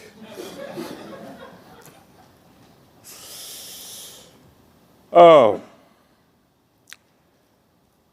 Dr. Elizabeth Kish, the warden of Rhodes House and CEO of Rhodes Trust, has paid tribute to his astute political commentary, always grounded in his academic training as a moral philosopher, and the incisive intellect and fearless candor that he used to lay bare the painful racial inequalities and complex dysfunctions of our beloved country with boldness, energy, and wit.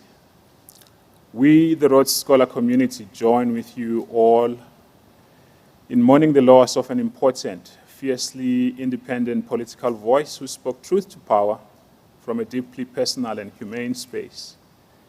UB embraced his own vulnerabilities and encouraged us all to do the same. As Elizabeth said, he was larger than life, and the hole he leaves will similarly be immense. I bumped into UB and Duduzo a couple of weeks ago. Don't worry, Ndu, I won't mention the place because you guys are always there every morning. And we chastised one another about our long overdue catch-up over a Sunday lunch. And of course, we agreed to make amends. And we declared that it was going to be soon. Being a good delegator, I rushed off home and I reported and urged that we meaning my wife, Alicia, should organize it because Nduduzo and UB could not be trusted with such an important task. Alas, it was not to be. We'll forever be grateful for UB's leadership and friendship, and will continue to be inspired by his example. We offer our support to Nduduzo, to the McKaiser family and Nyanda families, and to all who knew and admired Eusebius and his work. May his blessed memory, I use blessed deliberately, may his blessed memory inspire us to pick up where he left off, to speak truth to power, to be fearless, to be vulnerable, and to spend our lives in the pursuit of knowledge. Thank you.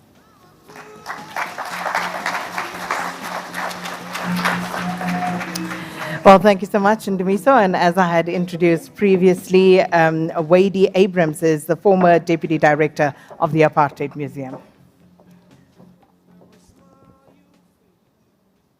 Hi, everyone. I'm glad I can hardly see your faces. It makes it a bit easier. I'm so honored to have been invited to say a few words at Eusebius' memorial. A deep shock still resonates and everything feels unreal, but here we are. I think it was around February 2017 that a Facebook post by Eusebius was shared with me. That was my first encounter with Eusebius. I started following him on social media, and to say I was hooked was mild.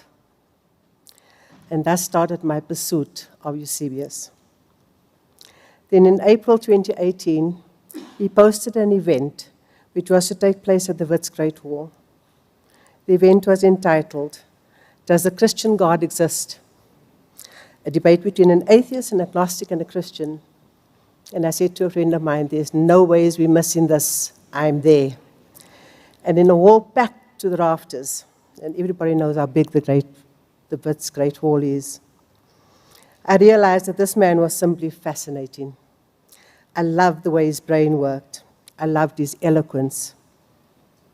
I loved the fact that he was colored. I loved that he was young. And moreover, I loved that he had the courage of his convictions. I loved how he believed in and fought for the rights of those who were oppressed.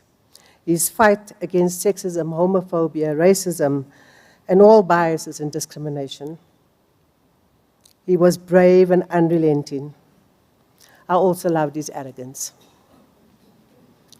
And I loved it because we can so often forgive a brilliant mind his or her arrogance when the color of their skin is pale. But we are not so generous with people of color. At the time, I was the Deputy Director of the Apartheid Museum, and part of my portfolio was public programming. I knew that for my vision to make the museum a living, engaging entity, and not just a repository of historical facts, we needed someone like Eusebius. I did not want anyone else. He was my person. After months of chasing him like a jilted lover, which included emailing him, Facebook Messenger, WhatsApp messages, even chasing his cousin Jermaine to chase him, that I finally heard back from Eusebius. His first words were, "Forgive me, I tried to ignore you, but my abandoned Catholic conscience wouldn't let me." And so began our years-long collaboration. Leading up to our first working lunch, I remember posting on my Facebook page how my imposter syndrome had kicked in big time. The first thing he said when he saw me was, "Meisie, take you like your hare." We had a good laugh and I was at ease. So here's how it worked. Our strategy was to use the South African public holidays as a catalyst to determine the topic. We would meet. I would ramble and ramble and ramble. He would sit like this, and he would make sense of my rambling. Within a few minutes, we had a topic we wanted to discuss or debate, and within a few minutes later, we would have a synopsis for that topic. We then discussed possible panelists and debated the relevance of each panelist related to the topic, and suddenly it was all stations go. I remember we had Oliver Dixon, we had Loveland, we had Pumi. I think I've seen them here. The first debate we had was centered around whether a common national South African identity was possible, Others included, did the Mandela government set South Africa up for failure? Why do men rape?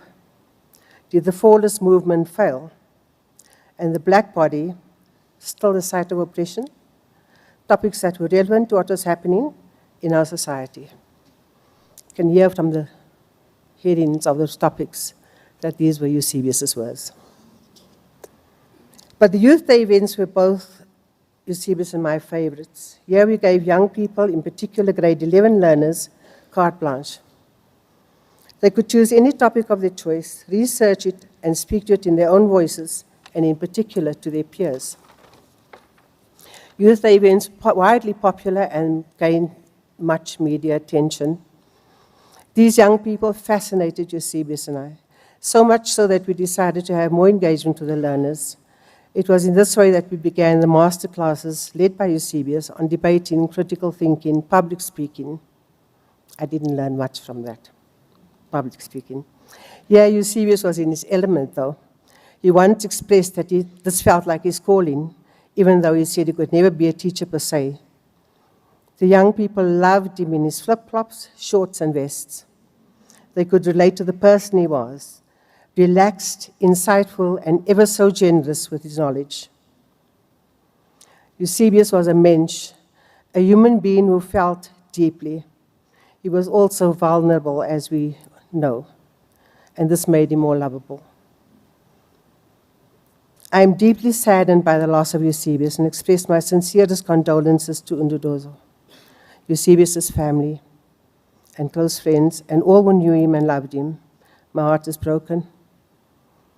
My only consolation is that Eusebius and Karima are looking at us from wherever they are, having a good old skinner and a giggle. Thank you. Olile in Alberton High. Hi, sir. How are you? I'm all right, man. How are you? No, yeah. I'm okay. I'm okay. This is Koli Zungu from Alberton. It's about. Yeah. Back in 2014, when Uber started being popular around Johannesburg, and I started driving for Uber, I met Eusebius. I used to drive him around, and even ended up being sort of like his personal driver or something. And for me, it was a bit uncomfortable meeting this celebrity guy that I used to see on Nolin Maulana Sanko's show on SABC3, and he's a celebrity and all of that. But he made me feel very comfortable to be around him, and taught me how to be always prepared and have your facts straight when you're gonna comment about something and debate about something. We used to debate a lot, and his partner, I met him a few times, and I dropped Eusebius off. He was a great guy as well, and condolences to him and the family and everyone who's feeling the pain. I couldn't believe it when my wife told me he's all late. That Eusebius, in fact, she calls him Umuntu wami. So when she told me that Umuntu wako has passed away, Eusebius, I couldn't believe it, and I'm in shock. I'm in shock. He was a great guy, a fun person to be around, and a great debater. Great debater. So rest in peace, Eusebius, and now Wonkabantu, who are feeling the pain that I'm feeling right now. Olile, and condolences to you as well, man.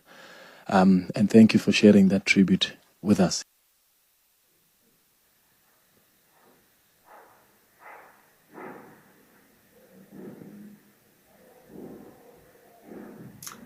Yesterday, Musa Mota danced for Britain's Got Talent, and he did not win. I remember it was one of the last things that you mentioned, Eusebius. And for some reason, I didn't know who he was prior. And I just started crying because that was so typically you. You were such a generous person.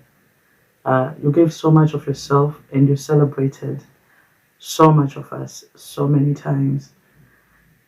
I don't even begin to understand what being in this world without you will be like. I will miss calling you to just talk about random stuff. I will miss texting you to make fun of people. I will miss you sending me memes. I will miss so much of you. And, in a world of so many unprincipled people, the one thing that I loved about you was how principled you were, how you were not ashamed you were absolutely fine with losing friends if they didn't stand on principle. You did that when we had a few incidents in the past with certain friends and who later became ex-friends. But I know they too, like me, will miss you in the landscape. They will miss your voice. And I and all your friends are so much poorer with not having you in the world. But we're also so much richer for having known you. I haven't really grasped. Sometimes I think it's a joke. Sometimes I think it's a terrible, terrible joke that you've gone and you've left us. And then sometimes I think it hasn't happened. I have caught myself a few times wanting to send you a message over something that I think you and I would have loved it. And then I remember, then I break down. Thank you so much for everything that you were to us. We who knew you, who loved you. But importantly, thank you so much for what you gave to the country. You and the world, you left an. And that, of course, another friend, author, Zuki Swavana. And as I said earlier, even if you don't know some of the people, Eusebius always spoke about his friends. And I've never met Zuki Swa personally, but I know her because of what Eusebius used to tell me about her, and obviously the great love that he had for her. And Zuki Swa, I think you are streaming, and he loved you dearly, and he respected you very, very much. So thank you so much for sending that tribute. Zukiswa is, of course, a South African journalist and novelist, and her first book was shortlisted for various awards, and that included the South African Literary Awards as well as the Commonwealth Writers' Prize. So thank you so much, Zukiswa. And before that was a clip from Xolile, who was Uber driver, and you all know Eusebius as Uber Chronicles. I mean, that was one of my favorites. Okay, what happened today? And I think that is just the person who UB was. One of the earlier speakers mentioned how, I think it was Dawn, who said how she had to wait on him because he just had so much time for everybody. So, we continue on this journey as we remember Eusebius McKaiser. So one of the people that I spoke to him last about was Joanne Joseph. I'm going to tell you what we spoke about. But it was good things, and it was about your absolutely magnificent book as well. So Joanne Joseph, stage is yours.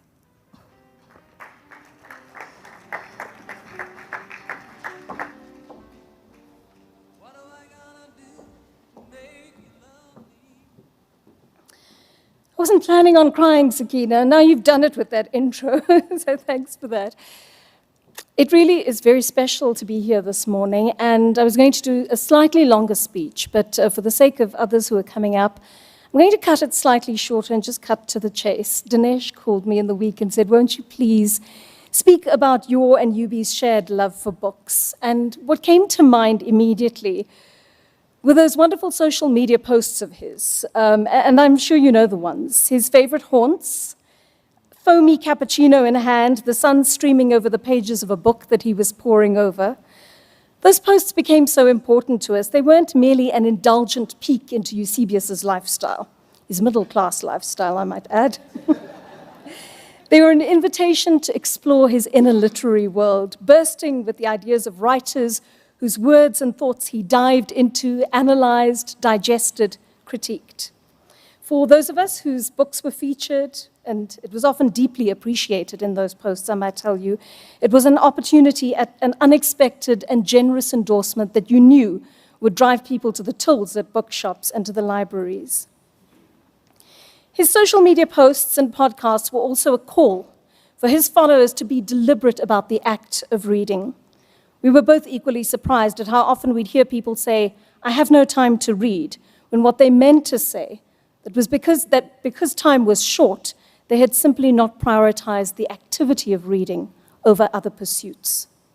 Eusebius's posts firstly spoke about the joy of reading and the infinite pleasure that books gave him. But those posts were also a call to action, exhorting his social media followers to intentionally set aside time to read as a means to expand their worldview. For him, learning did not end at university. Reading was a consistent part of his daily regime. In the way he exercised his body, he constantly exercised his mind. He was trying to convey that not to read is a dangerous thing, especially in a country where people in positions of power regularly use words to mislead, to misrepresent, to confuse, to detract from the truth, and more than ever, to sow hatred and division. One of the most enjoyable projects I ever did with UB was an online show called Cover to Cover, which we co-presented between 2020 and 2021.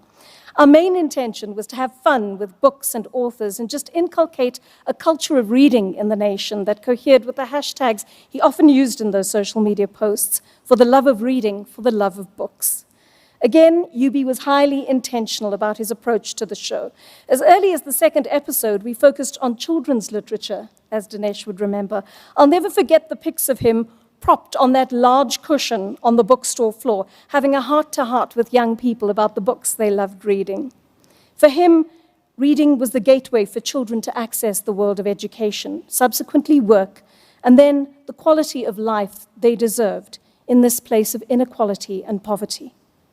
It was the point at which his love for words and their tools as levers of social justice coalesced. He once wrote in his posts, "One of the deepest joys of being human is reading. That is why it is crucial that the right to education be enjoyed by every single person. Nothing fuels inequality so viciously as unequal access to education, including the injustice of not having an opportunity to learn to read and to have access to affordable and good and relevant reading materials." On Cover to Cover, he was similarly intentional about his guests. He began the show with 3 powerful Black women writers telling stories of home.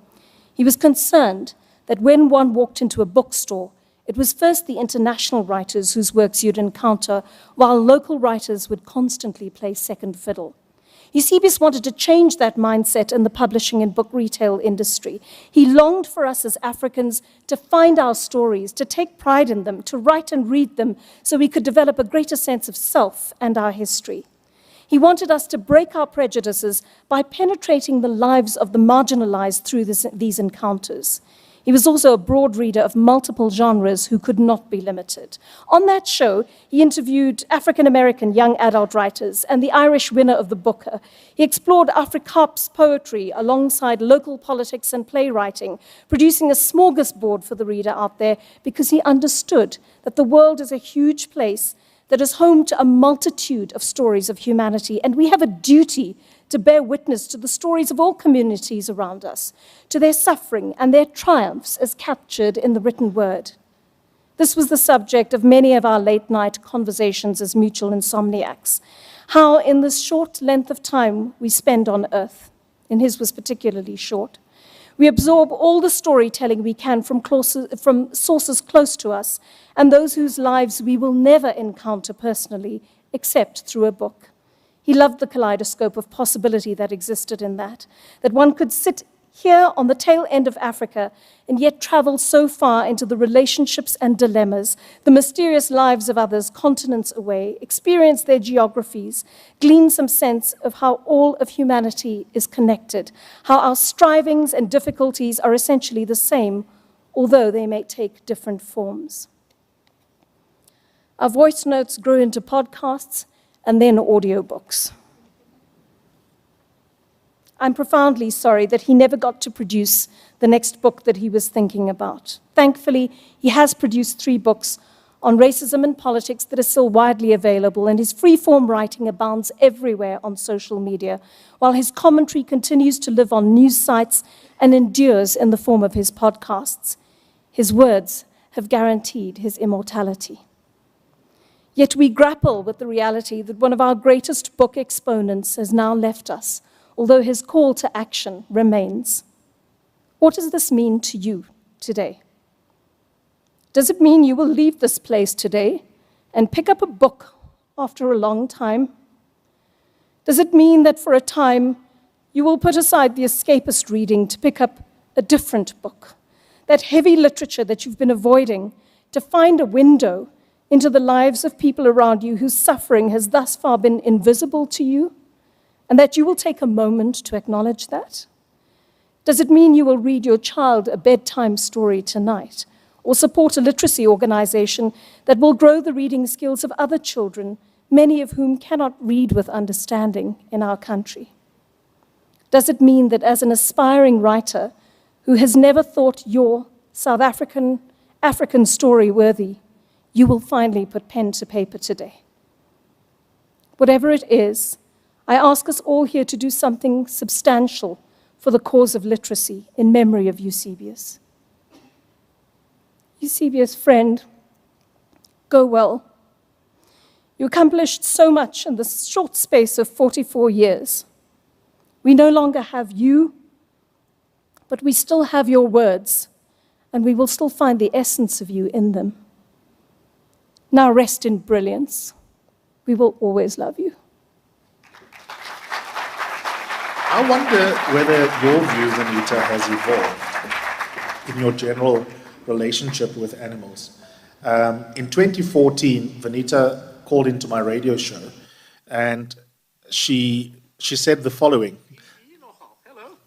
Hi, Eusebius. I don't care about the rhino. I don't care about that spotted frog until you are as concerned for a starving child in Khayelitsha and Alex. Don't come and speak to me about the rhino. Maybe what we need to do is have a daily update of how many kids are starving or how many people died today, so that we can start throwing those numbers at people instead of telling me we've lost 36 rhinos. Chop off the bloody horn. No, serious. Chop off the bloody horn. I just hate the hypocrisy of it. So I'm sorry about the rhinos. But chop off their horns. I called him last week and he told me about what a good person I am.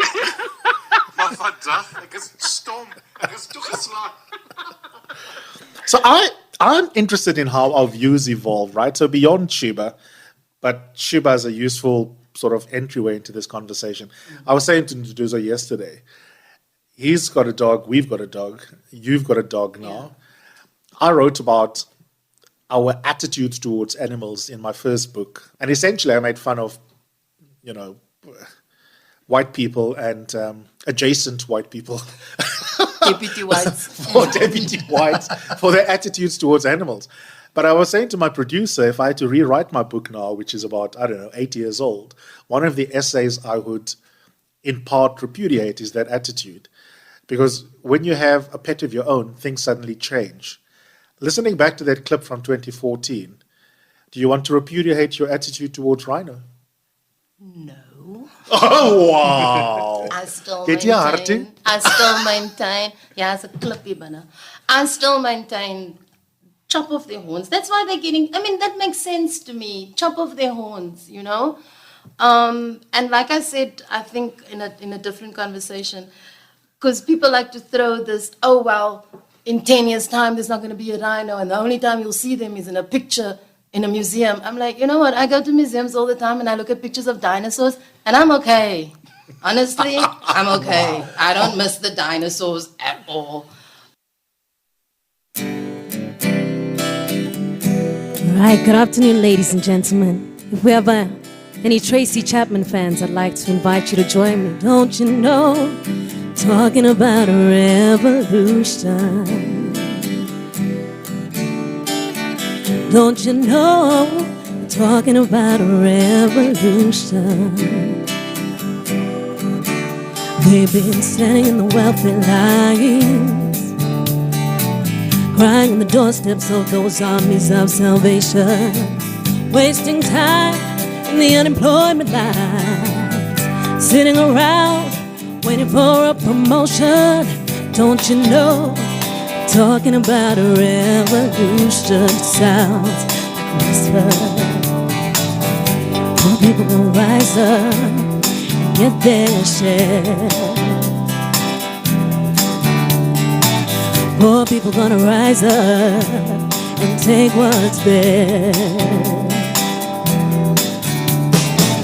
Don't you know you better run, run, run, run, run, run, run, run, run, run, run, run, yeah. Don't you know you better run, run, run, run, run, run, run, run, run, run, run, run, yeah. 'Cause finally the tables are starting to turn, talking about a revolution. Yes, finally the tables are starting to turn, talking about a revolution, no, no. Talking about a revolution. I've been standing in the welfare lines, crying on the doorsteps of those armies of salvation, wasting time in the unemployment line, sitting around waiting for a promotion. Don't you know, I'm talking about a revolution. It sounds like a whisper. And finally the tables are starting to turn, talking about a revolution. Yes, finally the tables are starting to turn, talking about a revolution, no, no. Talking about a revolution, no, no. Talking about a revolution, no, no.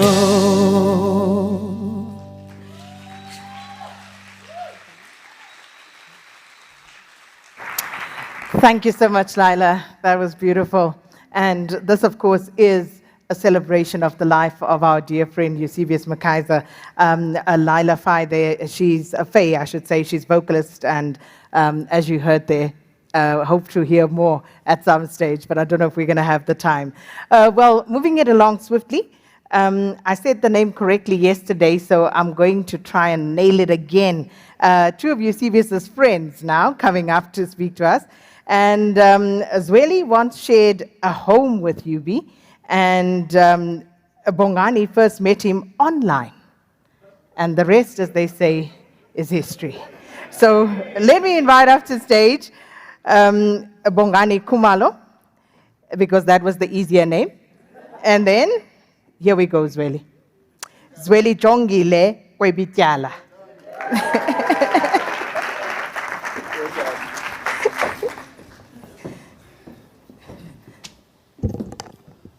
Well, good afternoon, everyone. Look, a lot has been said today about Eusebius, the intellectual, the journalist, the board member, and we won't add any to that. He never shared that side of himself with us. So today, instead, we're going to talk about Eusebius from the streets. In the few moments over the past week when I allowed myself to imagine what it is that I'll miss the most, what it is that I've lost, the one thing that hit me is I'll miss being seen. Eusebius had this amazing ability to look at someone and see them and really make them feel seen and let them know that he saw them. I met Eusebius when I was young in my career. I just started working. And for whatever reason, he said, "Come, babe, let's stay together." And so we moved in together. And over those years, he'd always tell me how brilliant he thought I was, how extraordinary he thought I was, how he wanted everyone he knew to meet me as well. And I've met a lot of his friends because he would intentionally say, come, I'm sitting on lunch with this person. I want them to see you and I want them to meet you. Because he just thought. And then I realized later that he just said that about every one of his friends. And that everyone was brilliant, babe, and everyone was amazing, you know. But besides being that warm person, you also had this really infuriating ability to be two things at once, at the very same time. He could be your softest landing place, but also your sharpest critic, all in 1 minute. He could share your deepest confidences, but also the most outrageous gossip ever that you start checking your phone to make sure that it's not recording or that you've not accidentally dialed the person you're talking about. He could be kind and be sharp-tongued all at the same time. And all of this is to say he was a human being. And it is a human being today that we want to talk about. And Mike, come talk about this human being for a moment as well. Okay, I know Eusebius from the streets. We met online. You can guess which app that would have been.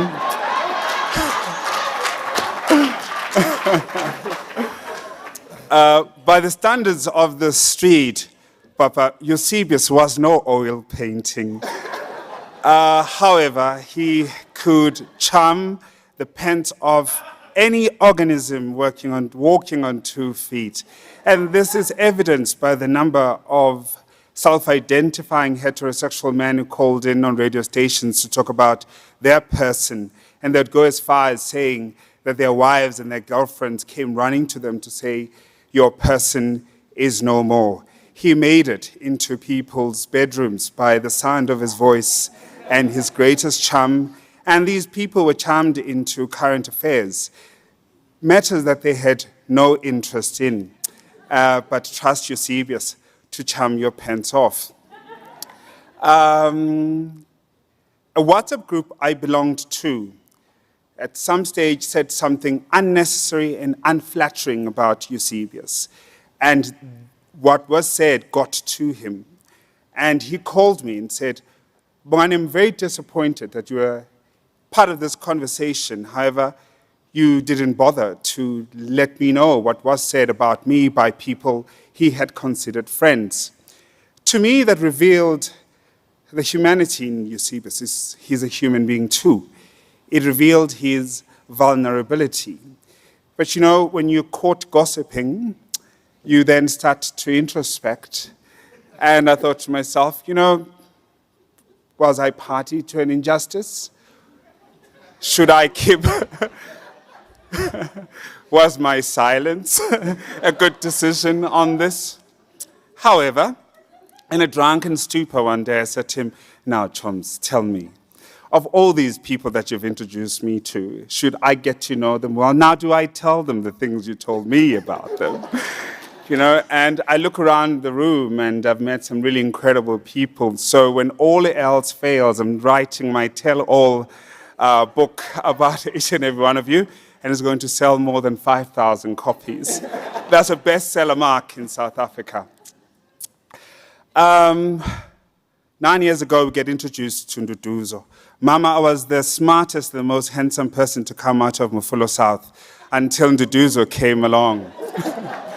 And we had a beautiful evening. It prepared the most scrumptious meal. And the conversation degenerated into current affairs. And I held a very strong view about a particular matter. And in absolute disgust, he turned to me and said, Bongani, that demonstrates the laziness of your reading. There is so much that has been written on the subject. You've just been too lazy to familiarize yourself with that. And the standard at which he held politicians and anybody else who held public office, he expected the same from his friends. And true to form, the following day had a long list of journalists I should avoid, journalists I should read, even nursing a hangover on a Sunday, and articles I should have read for me to have an informed opinion on the matter. The last conversation we had, it was to celebrate his birthday, and he asked me, where's your partner? I said, well, he's at home. We had an argument, the burden of being in a long-term relationship as a gay man. And he turned to me and said, actually, Bongani, that is something we need to talk about. We post the most gorgeous photographs about how love lives here, and we seldom talk about the challenges we have in our relationships. And he said, let's have brunch at Tasha's. Had we had that brunch, we'd have talked about how much of a gift we have been to society, our families, and all those around us. But ultimately, we would have gotten to the point of how abysmal we can be in showing love and affection to people who have seen us at our bare, at our most vulnerable, and how important it is to remind ourselves of that. And I would have walked away from that brunch with ways to show my husband how much I love and care for him. And by God, I missed that brunch. I close. There are lots of stories we could tell, especially Bongani and I, about Eusebius, because we spent quite a lot of time eating, the three of us. But I close perhaps with the last meal we did have with him, which was at his birthday party just over a month ago now. In that one, he said, ladies, today I want to have a small party and not a big one. And he invited a few of us there. And we shared a meal. And he did something that I thought was so amazing. Again, talking to the story I shared earlier about him seeing people. He said, I want to go around the table, and there were about 8 of us, and said, if you will indulge me, ladies, I'll go around the table telling each of you why I love you. And he did for about 10 minutes go around the table to each of us saying why he loved us, specifically why he loved us. And about me, and because he saw me, he said, you know, Zweli, a lot of people call you emotionally inept because you never actually share an emotion. Except you're the most emotionally mature person I know and have ever met, because you actually speak your emotions, because you will say, I am angry, I am in love, I am happy, in this voice. And now we'll say, in closing, I am sad.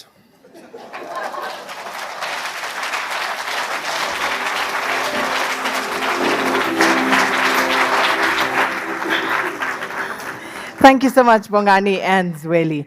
And our next speaker. So,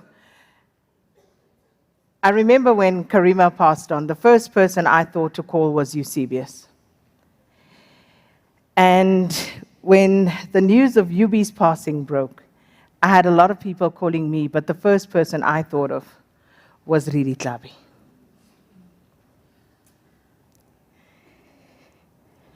So, Ribi?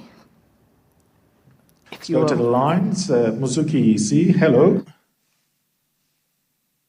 How are you? I'm good. How are you? I'm good. Santana zoletana langsanya tana langonso. Transfusion in flungi flugan and the 702. Kodwa. How are you? I'm good. That's great. Thanks for your good work. Thank you. We're going to miss you. You are part of my daily program.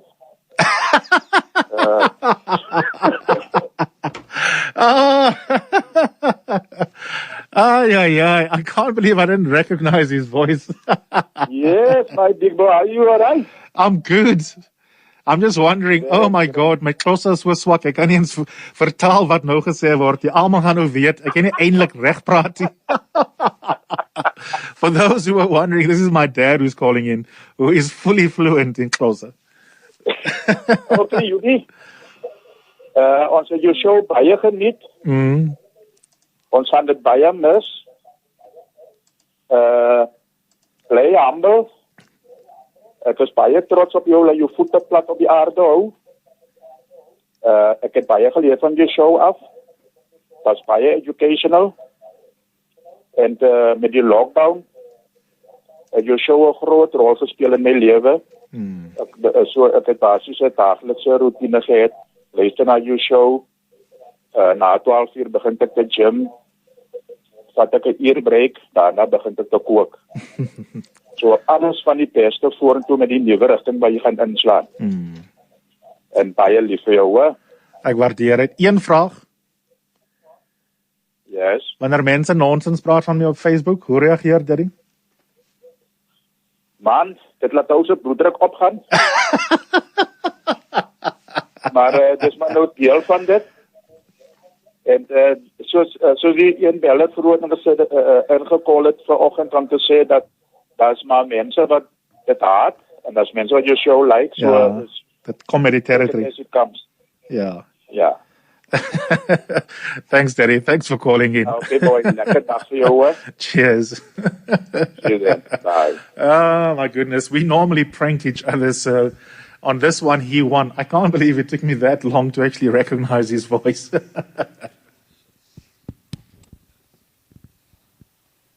Good afternoon, everyone. Bongani and Zweli, let me just thank you for just a moment of levity as you made your very heartfelt delivery. But also Sakina, for your tender steering of this event, your composure, even as I know that there's turmoil inside your own heart.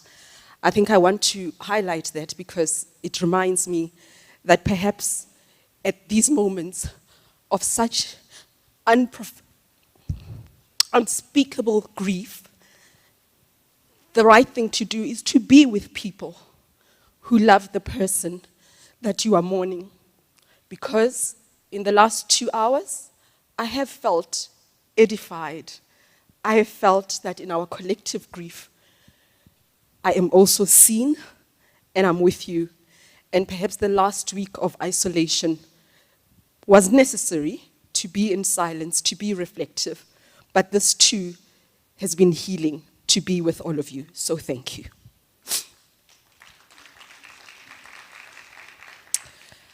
There are moments when silence is the best language, when no words or superlatives can describe the turmoil within. This is that moment for me. I am completely unmoored by Eusebius' passing. We've all lost people. It's not the first time that we have gathered at events like these, but it hits differently. And it is one of those moments where I wake up in the middle of the night and I think, what am I going to do? But I know I'm not the only one. And I know that in this front row, what I feel is magnified and felt 100 times as much. I had planned to share some special moments of our friendship, but have now decided in a moment of fragility that going down that route would just be opening an avenue to the most chaotic descent into grief. So I will just say a few safe things. The first thing that I want to say was that Eusebius built friendships that were rooted in respect. He didn't respect our bullshit. No. He respected our agency as people in his life. That when there are conversations that required his counsel, he was there with it, but ultimately he trusted that you are your own person, you've got agency, and you can make your own decisions.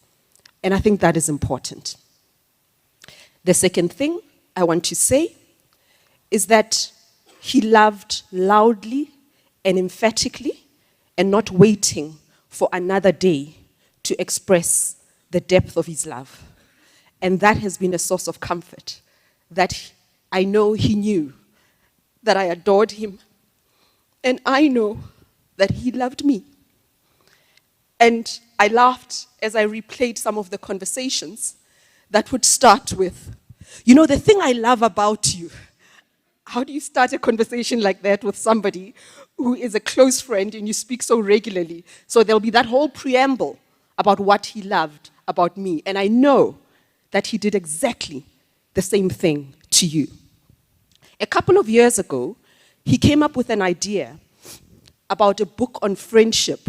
And I said, come on, man, you're becoming soft. This tough political animal, why are we talking about friendship? He says, just hold on. A really deep, clinical look at what it means to gravitate towards certain people and how you hold each other or don't hold each other in moments where there is a divergence in beliefs, in ideology, in moral standing. And I think that he was thinking about it precisely because of what some of you have said, that he lived a life where some friendships ended. They ended And we ought to be comfortable with the severing of ties when what is at stake is our humanity. And we were thinking about that, but we hadn't spoken about that project in a long time because he was so supremely talented that there was a lot that he was working on at the very same time. The last thing I want to say about the friendship is exactly what you guys have said. He was a fucking gossip. Now, hold on. I say this with no judgment because I'm a fucking gossip. But here's the thing. He's gossiped about every single one of us. And you know you've gossiped about him. But the gossip also had respect because he would articulate the person's strong points while gossiping about you. And there were some friendships that I had with people he couldn't stand. And he had friendships with people I have no opinion on. And then he would call and ask for coffee. I said, no, I'm meeting that person. You and that chomi of yours, bye-bye. But he understood that we have attributes that attract us to certain people and attributes that repel us from certain people. But even in that space, we can come together in a place of love and tenderness. About the gossip, it was not gossip that was meant to destroy. And I know that from personal experience. Eusebius has sat through many gossip sessions about me, which he probably led at some point. But he never came back, to me at least, and said, this one says this about you. Never.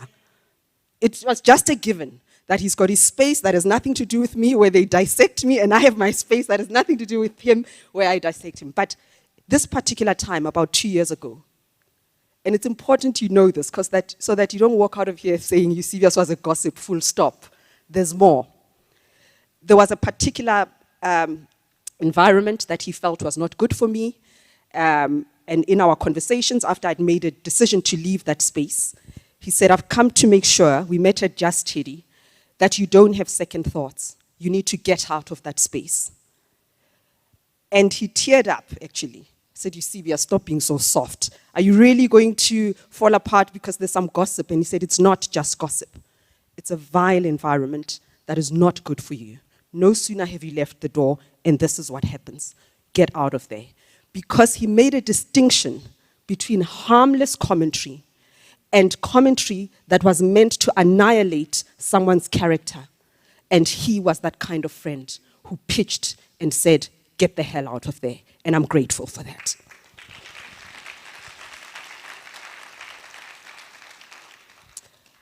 That's the friendship. Perhaps there's a reason why this grief feels so intractable and insurmountable. And the reason, I think, is not just the personal loss. It's not just losing someone whose life, whose very presence was a reflection of the story of my life. And so with his physical, shall I say, evacuation from this earth, it feels to me that pieces of my chapter are just falling apart. I think the reason some of us feel that way is because we recognize that even as some found his opinions intolerable for whatever reason, or described him as arrogant, he also said that about himself, so really not breaking news there, is that even in that contestation, his detractors recognize his genius. His detractors know that he was a necessary force in our society. And if we are to think about that interface of journalism and democracy, we cannot deny the fact that Eusebius's voice was so pivotal to our democratic edifice.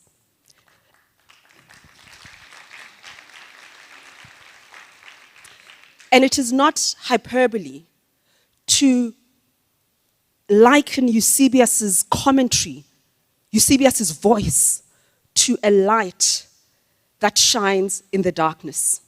He was an intellectual lodestar, as so many of you have said. But here's what I want you to think about. You don't have to agree with it. Is that our talent gives us some foundations. Our passion informs the choices that we make. But it's not enough. And Eusebius believed it's not enough. Often when he gossiped, he would say, that one is bright, but he doesn't do the work. So what does that mean? It means we are duty-bound if we think we have something to share with the world. We are duty-bound to do the work, not to arrive at agreement, but to at least show some fidelity to inquiry, to facts, to truth, to contestation, to other points of view, so that when we arrive at a particular point, we have done the work.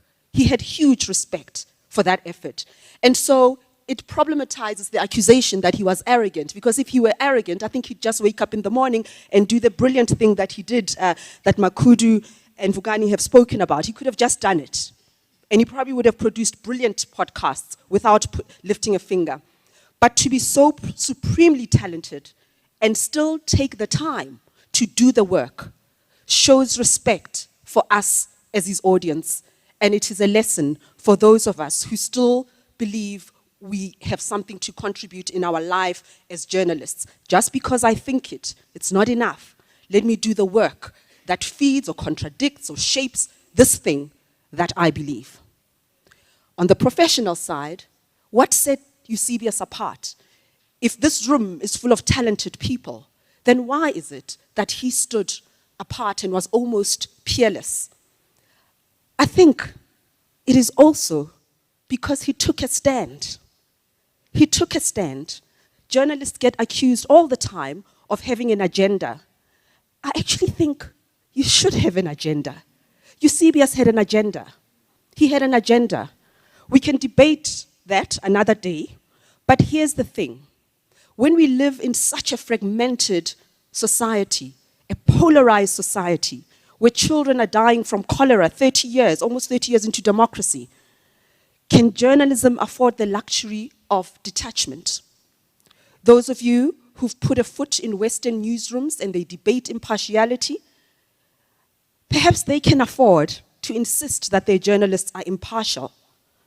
I don't know that in this space, where the very notion of truth is now up for grabs, in this space where everything that's true is called fake news, just to create confusion and to make the truth indistinguishable from the lies, create a state of paralysis where nobody does anything, nobody says anything, nobody writes anything, because everyone is lying, allegedly.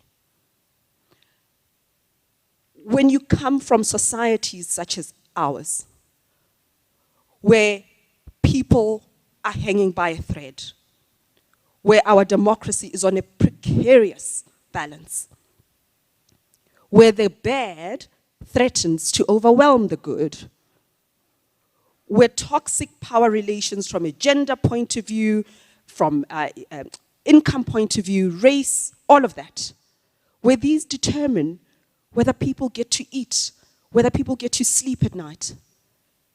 Eusebius had an agenda, and I say that without any fear of contradiction. He had an agenda. His agenda was to speak up for the underdog. His agenda was to amplify his voice against bigotry. His agenda was to put himself between that fatal strike of power and corruption. He put himself between the protagonists and those who would be victims of such a strike. That was his agenda. And his agenda was a South Africa that was progressive, that was thriving, and that was delivering for people, and that was a home to all of us. That's what Eusebius's agenda was.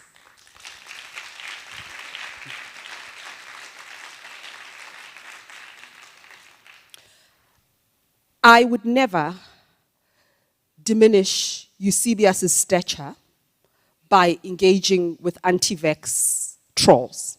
He would say, don't feed the trolls, Chomi. Ooh, Jesu mnyama. Where did he learn that thing? Hi, Nduduzo, you've got a lot to answer for. What? Everything Jesu mnyama. Now listen to me very carefully. I say this with all the sagacity I can muster. I am not speaking to anti-vaxxers. There's no point. I am talking to people who hung on Eusebius's every word. Those Uber drivers, those here amongst us who listened to Eusebius's take on issues before we formulated our own positions. Those people who were hesitant and scared, because we are allowed to be scared. Those people who thought, I want to take the vaccine, but I'm scared. And they listened to Eusebius and they saw him take the jab and they went out to get it. I'm talking to you because you may be feeling a little tender this afternoon. Eusebius was diagnosed with epilepsy in 2008. 2008. When we say he died suddenly, there's a context. It means he was fine that morning. He went about his business. He was tweeting, he was talking, he was working. That event that has created this tectonic shifts in our lives, that was sudden. But he has been living with epilepsy since 2008. There were moments of hospitalization that he didn't share. Nduduzo stepped up to the plate and just handled it all with so much grace and generosity. But Eusebius too, he was stoic in those moments. He took them all with equanimity. Just because he didn't tweet, I'm in hospital, just because he didn't tweet about it doesn't mean it didn't happen. It's important you know this. He bore this illness with courage and fortitude, but he kept it away from you because he wanted you to treat him as an equal, to come to him with all that robust energy and engage him without feeling sorry for him. He had epilepsy since 2008. He had been hospitalized before, but none of us thought there will be that one moment where it becomes fatal. It wasn't the vaccine. So take heart, take courage, and face life with grace and dignity. Lastly,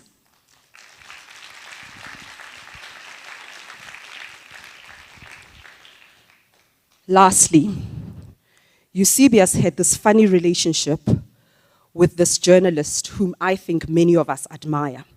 She always invited him to her show when there was something around South Africa, race, and identity. And I would tell him that she's such a fan.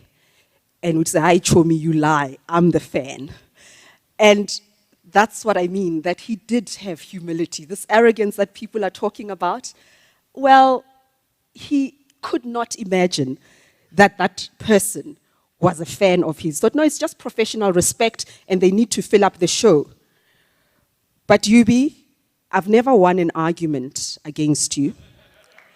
I am so proud to tell you I told you so. Because this person sent me an email. Hi, Ridi. Thank you for sharing this news. I was a huge fan of Eusebius. Yubi, she was a huge fan. Says, I'm indeed shocked and deeply saddened. Eusebius was one of a kind, always a great guest, often counterintuitive, and constantly with the people of South Africa's best interests at heart. I send you my deepest condolences and sympathies on the loss of your friend, and please pass my sympathies to his family. May Eusebius rest in peace. I will miss him. That's from Christiana Manpour.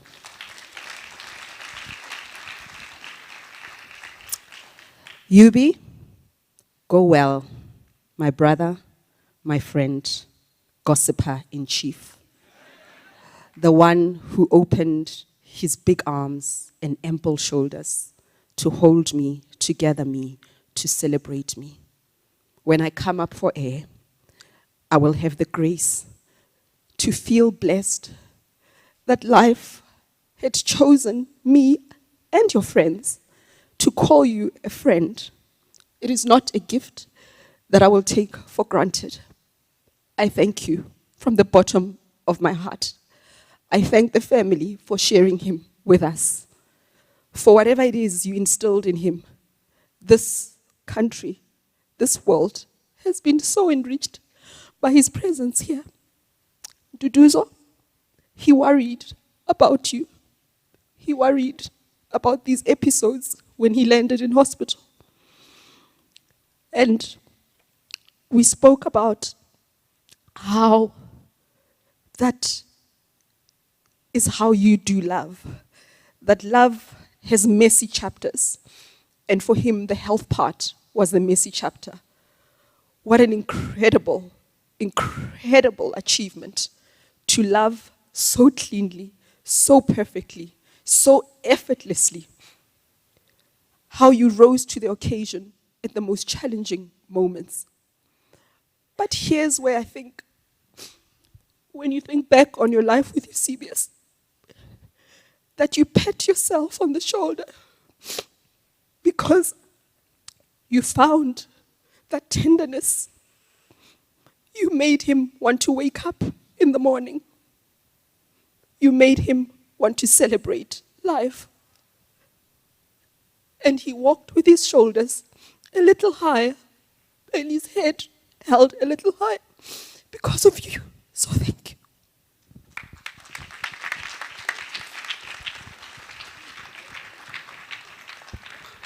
I first met Eusebius, or UB as we all knew him, at university back in 1997. We stayed in the same residence and became quite close with a group of friends. So 26 years is a lot to put into a message about everything that we've learned from Eusebius. Unlike most, he believed in and followed his passions. That passion included both the pursuit of academia, but also a love for life in general.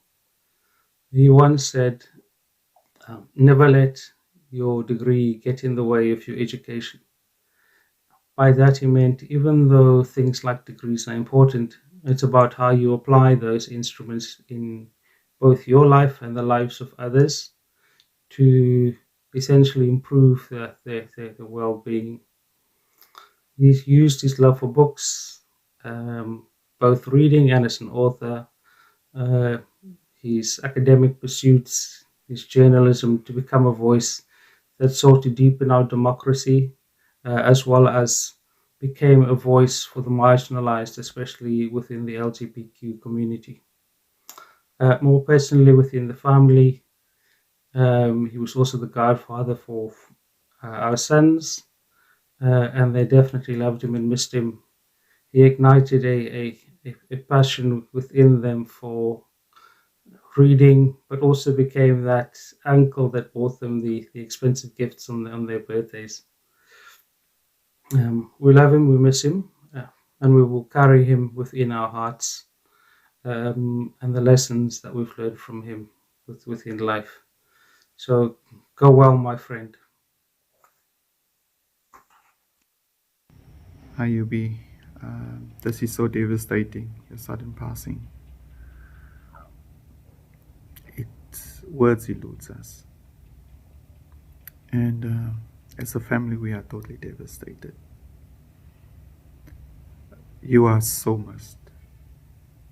I remember this skinny kid at St. Mary's School.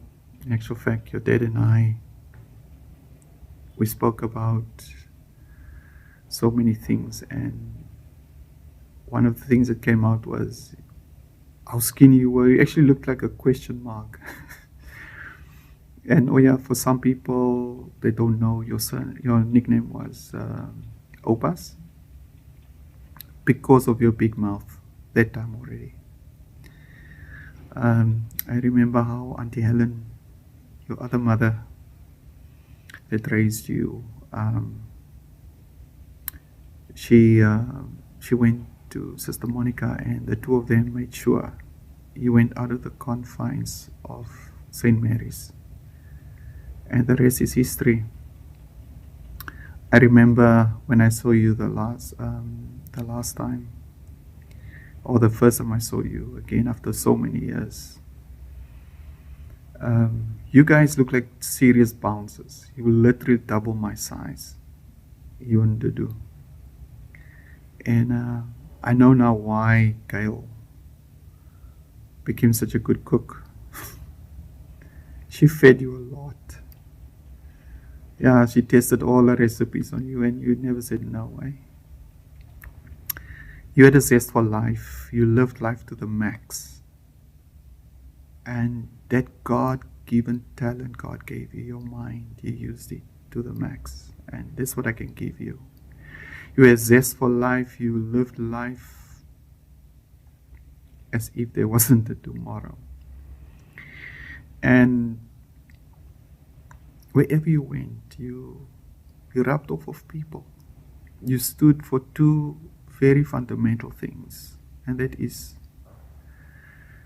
justice and equality. And that's legacy. That's legacy that you left in so many people's lives.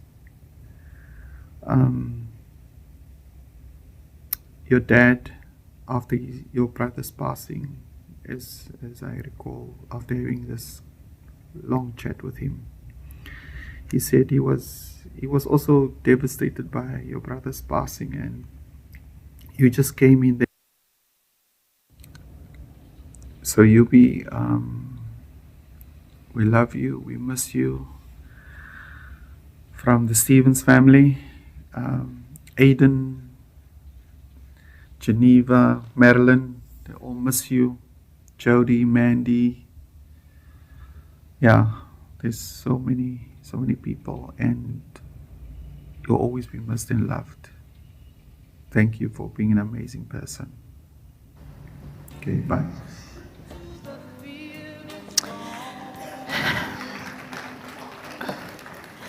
That last message was from the Stevens family, which is Yubi's mother's side of the family. And before that, there was a message from Lindsay Martins, who's a childhood friend of Yubi's.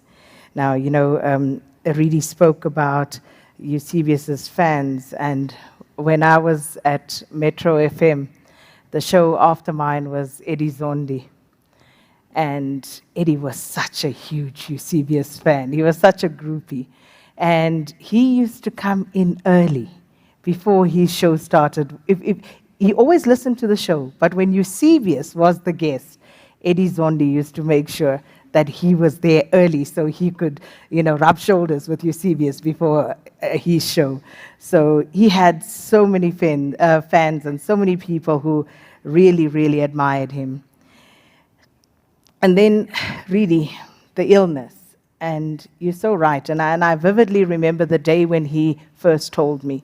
I think we were coming from the ANC's policy conference. Not too sure which year, but around that sort of time that you mentioned. And we had just gotten onto the N1. And he says, "Friend, I need to tell you something." And so he proceeds to tell me, but it was such a vulnerable moment, and I've never spoken to anyone about it. Because as you say, he didn't necessarily want people to pity him. You know, he wanted people to just treat him normally. And I'll never forget that day, because that was probably the most vulnerable that I'd ever seen Yubi. Because he spoke about his diagnosis, he spoke about the medication and the complications that came with that. And of course, he spoke about, you know, life going forward and the things that he worried about. And then one day, he told me about this guy. And I was like, Yubi asseblief, is this the one? And he says, "Friend, this is the one." And I said, "Are you sure? Is this the one?" And he says, "Friend, this is the one. And there's never been anyone else after that." And to do so, please come up. James on the line. I'm now no longer sure whether people who are calling in are where they're pretending to be, but let me nevertheless say, because this is what's written in front of me. How's it, James? Hello? Hello. Hello, this is the police. I'd like to follow up on a case that I opened up 6 years ago about a stolen heart. How are you, man? I'm good. Jeez, what is there to say? Jeez. And now at least I'm not the one laughing, huh? It's you. I know. But anyway, I think the best I could say is, again, also thank you. I think the outpouring love from everybody over the past 3 hours and actually the past 6 to 10 years you've been on radio. You better tell people you are, James. Hi. I'm Big Drizzle. So this is my boyfriend. I'm Big Drizzle from Sandown, not from Rosebank anymore. Yeah. It's your turn to tell the story. You may as well take a minute. Tell people how we actually met. Why you want to put me on the line? He's very shy, by the way, or pretends to be. But it's a good story. It just completes the circle of the last 3 hours. No, it does actually. So I used to be the Drizzle from Rosebank. We used to call in when I was doing Power Talk. And long story short, we cyber stalked each other. And I came over one Sunday and never left. Quite literally. Quite literally. Yeah. Yeah. But I think there's nothing more to add except when you get home, I'll probably have something special for you for lunch. Thanks. And I think you'll be amazing. And at least Agba will have you for the whole day. Thanks, next week. Thanks. Thank you so much. Thanks for calling in. Beautiful, beautiful, beautiful. Appreciate it. And thanks to the producers who've set this all up. My dad calling in and also my boyfriend. Yeah, he used to be a regular caller when I was at Power FM on Power Talk. And I just thought, who's this guy? Coconut. Must be middle class. I like middle class people. Unlike Karima. And I went to check him out on Twitter. Liked what I see. Then I stalked him. And then one day he said, I'm in Sandton. You say you're in Sandton. I said, cool, come over. He came over. Oh, within a week of him and I meeting, we moved in together. And we've been together ever since 6 years later.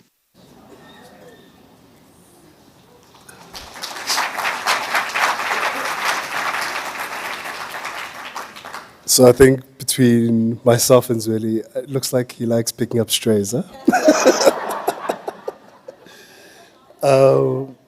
So what I'd like to do is just to begin by honoring him with a poem from one of his friends, Togo Madonko. And if anybody knows Eusebius, in as much as he loved reading, he found nothing more cornier than poetry. So please bear with me. So it's titled Heart. It stopped. Last breath, last laugh, last selfie, last tweet, last thought, last. The world went silent. Old memories flood in of red wine. Fights over Biko letters of love unsaved. You checked on me when I couldn't.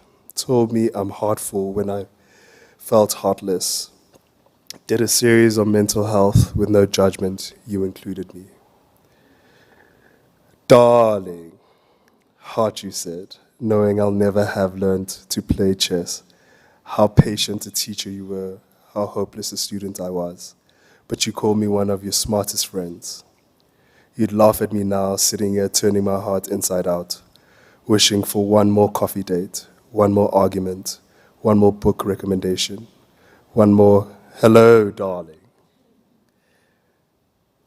And that's hard. So I'll try not take up too much time, as he tells you. So it's not that I'm shy. I think I'm just a man of few words. And as one of his actually good friends, who is actually my good friend now, was saying when he was asking me this morning, have I prepared my speech, and I showed him my bullet points, he was like, "Oh my God, you're just so corporate." But anyway, I think from my side, I just would love to say to Eusebius, finally, I get to give you uninterrupted feedback. But in my feedback model, I won't use what the firm has to say, what the firm used to teach you. as you heard in the clip, we met. I was a media analyst for a small firm in Rosebank, and that's where I used to call in. And true to what he said, we sort of moved in almost like after a week. And I remember telling him within the second week that I thought he was my soulmate. And being the logical person he was, he told me not to be irrational.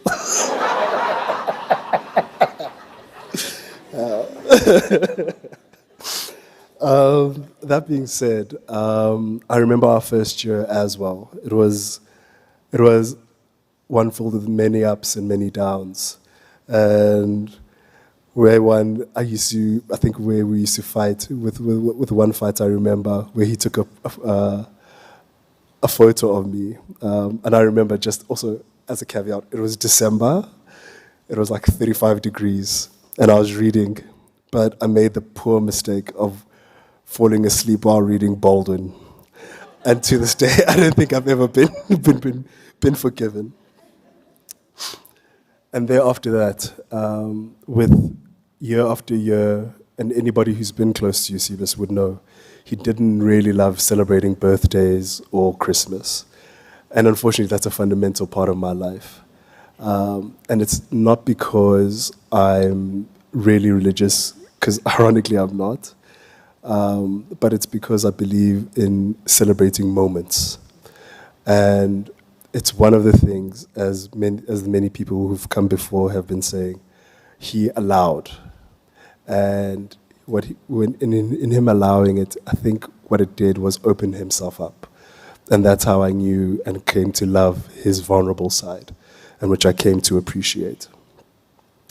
And as you all know from the stubbornness, within that first year as well, one of the biggest shocks of my life as well. And I think, to Reddy's point, this is only middle class or affluent people act like this. I think we had been dating for 3 months, and he quit at Power. And for the life of me, I'm like, what are you going to do for money, bruh? And he was just like, no, don't worry. But what I found really remarkable was even in that low point, I wouldn't even call it a low point, but in that trying time, he still found time to help his sister with her wedding. And that was, I think, the first time I was also introduced to the McKaiser family and the Stevens family. And I can proudly say, I know that where that love comes from is what actually made him. And one more thing, I think, from one of the downs, is from people who also know him, is I can proudly say, as of last month, he's already one-upped me in terms of losing cell phones. And anybody who knows him and his relationship with Melville, they'd know every Sunday morning he'd be up at Vodacom with a hangover, asking them for a new cell phone. And they're more than like lovely obliged. But then I think there's also the ups. And I think with the ups, again, it resonates back to you, Vugani, and Joanne and Reddy, is the gossiping, right? And I guess with me, I got the pleasure of having the pillow talk.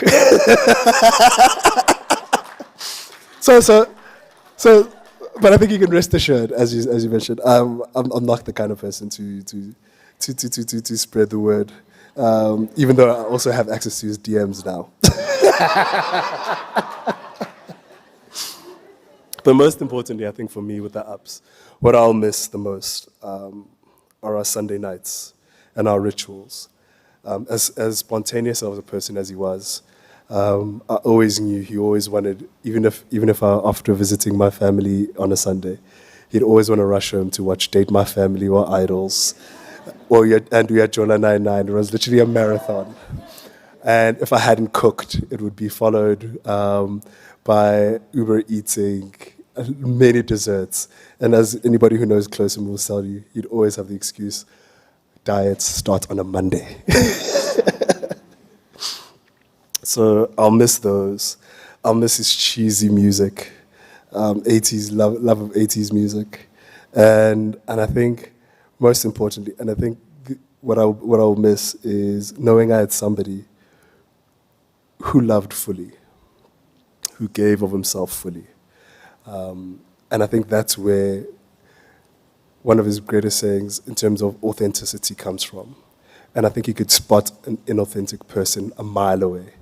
I mean, thinking about some of the people he'd skinner about in the media, it was literally about that. He would literally always say, as a caveated by how brilliant they were, was how they are not literally giving of themselves. And that is the reason why their ratings are so low.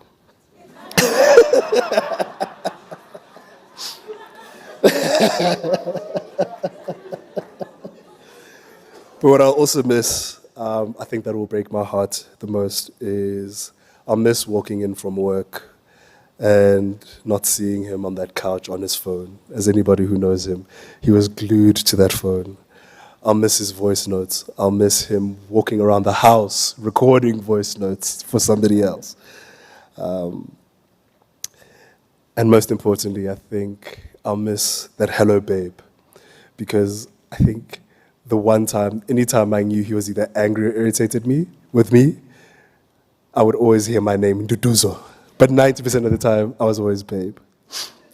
And within that, I'd like to just close off by thanking not only his friends, everybody here, his family, his mentees, Oliver especially, and his supporters, because as it already says, he doesn't like the word fans.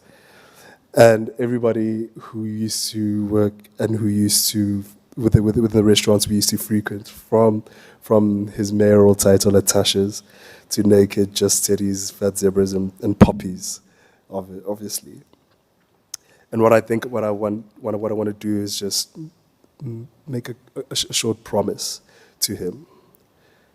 I promise to always be my authentic self, to try live as fully and love as honestly as you do. I promise to continue reading books, including the New York Times and TimesLIVE subscriptions. I'll continue doing right by you and immortalizing you and never forgetting you. But most importantly, I promise to never accept mediocrity, because that is who you were. Thank you.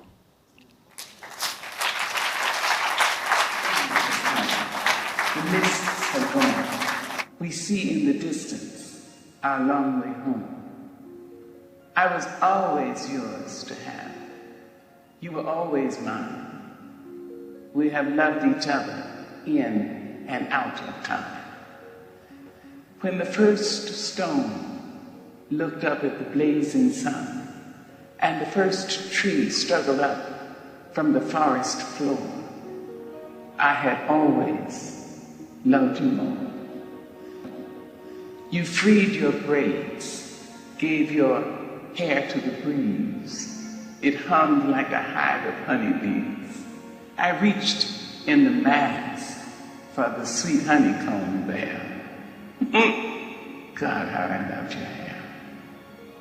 You saw me bludgeoned by circumstance, lost, injured, hurt by chance. I screamed to the heavens, loudly screamed, trying to change our nightmares into dreams. The sun has come. The mists have gone. We see in the distance our long way home. I was yours to have, and you were always mine.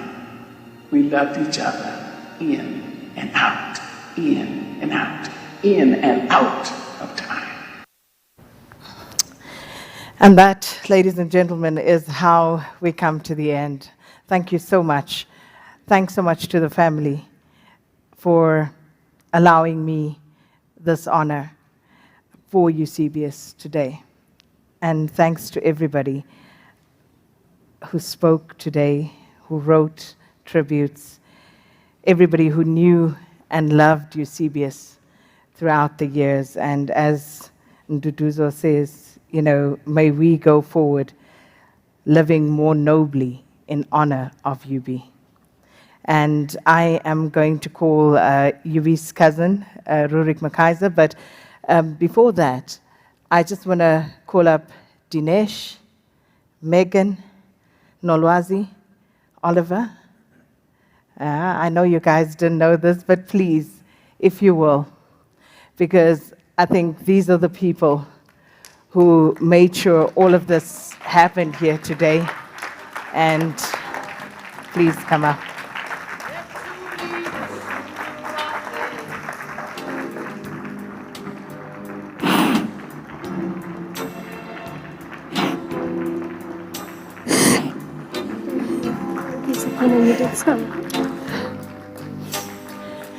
And I just want to say thank you to everybody because made it. I told you the tears are loose, but I made it.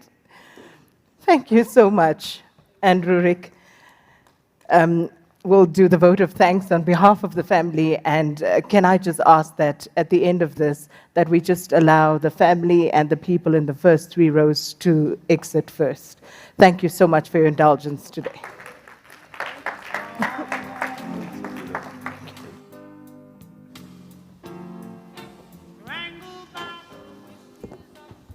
Oh, I see what they say about the lights. I should have brought my sunglasses. Ndumiso said Eusebius told him it's McKaiser. So I am Eusebius McKaiser for today, in honor of Eusebius McKaiser. First of all, on behalf of the McKaiser family, the Stevens family, and the complete Eusebius tribe, I've been asked to express a vote of thanks. Thank you to everyone being present here. And now my tears are all of a sudden very loose. Can I blame Sakina? Thank you for gifting us with your time, for those that have made it here, and for those that are tuning in, for those that have traveled quite literally from around the world. Thank you for gifting us with your time. As the great Peter Drucker once said, time is our most perishable resource. Thank you for blessing us with your presence and being here. As a prologue, I want to start off with an apology. Eusebius was just absolutely meteoric in the giant that he was, and in us. Okay, thank you. It's not every day that I get an important person, like us on TV, coming to make my gadgets cool. So just as a prologue, I want to start off with an apology. There will be names that the Stevens family and the McKaiser family and the Nyanda family will have forgotten. Please know that that is not from a place of malice. We ask that you forgive us in anticipation and just hold us in compassion, and know that those that we have forgotten to specifically mention, that those thank yous are there all the time. I want to say a big thank you to Arena Holdings and TimesLIVE and the complete technical team for the magic that they have made. I'm just realizing why I'm struggling. Now that I'm on the wrong side of 50, I must have my right glasses to read. And my mom said to me when I used to laugh at her, "Jou tyd gaan kom." Arena Holdings and TimesLIVE, thank you very much for all of your beautiful support. Thank you for your technical support. Thank you for hosting us. And thank you for your tech team and them making all of the magic. Makudu and Pule, thank you. If we've missed out anybody in that team, please, Pule and Makudu, if you can please express our gratitude. The AFBOB team, thank you ever so much for the way you've been holding the family. We really do appreciate that. Sakina, thank you. Thank you for your magic.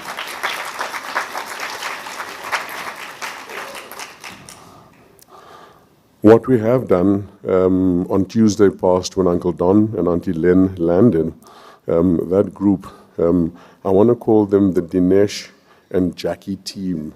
I was going to call them up, but Sakina, you're a mind reader. You got them here. I want to specifically mention that group by name. Dinesh, Jackie, Bongani, Rwandile, Megan. Megan said to me, only a granny said Megan. So Megan, Nolwazi, Sandra, not Sandra, Tsidiso, Zweli, Jabu, Uncle Don, Auntie Len, thank you for the way that you could allow us to hold space on Thursday evening for coming up with two fundamental principles. The one is, what is it that Eusebius would have wanted, and how do we honor him? And everything that has happened here today under the beautiful leadership of Dinesh was around honoring those two principles. What would Eusebius want, and how do we honor him? Nolwazi and Bontle, thank you for the special magic that you have brought to Eusebius's life.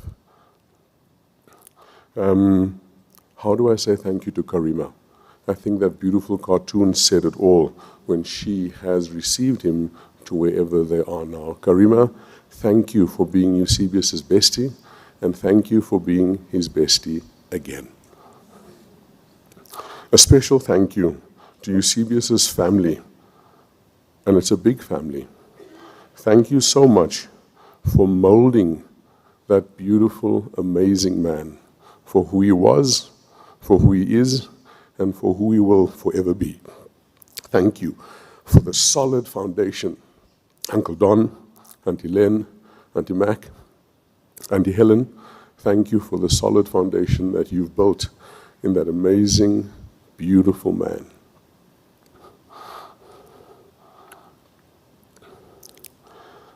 For the passions in Eusebius's life, I will just briefly, chronologically touch on it. His formative years in Grahamstown, and if you go into the cathedral, there's a cathedral in the middle of the town, an Anglican cathedral, there's a map in it. It's the same place where I was born, along Albany Road. It's referred to on that map to date as Hottentot's location. In the formative years that Eusebius has managed to spend in Grahamstown, his primary school days at St. Mary's, thank you to all of those special people that played an amazing role in his life in helping to manifest the magical Eusebius. Thank you to the people of Graham College. We appreciate what you have gifted him with. His Rhodes family, thank you for that. A little special note there, I only noticed Eusebius post-matric when he was at Rhodes, because we're 10 years apart, and if you can imagine, if I'm 20 years old, I'm not really going to waste my time with a 10-year-old, right? And Uncle Don came to me at one of the festivals and said to me, Rurik, jy moet 'n bietjie connect met Yubi. Julle twee gaan mekaar like, man. Hy's lekker skerp soos jy. So thank you for that, Uncle Don. We found each other, and our first intense conversation was, as Nick has spoken about how Eusebius's mind worked, we unpacked what it means, or what it is that Eusebius thought Immanuel Kant meant with the Grundnorm. An amazing conversation. His family at Oxford and the Rhodes Scholar Foundation, thank you for the magic that you have made.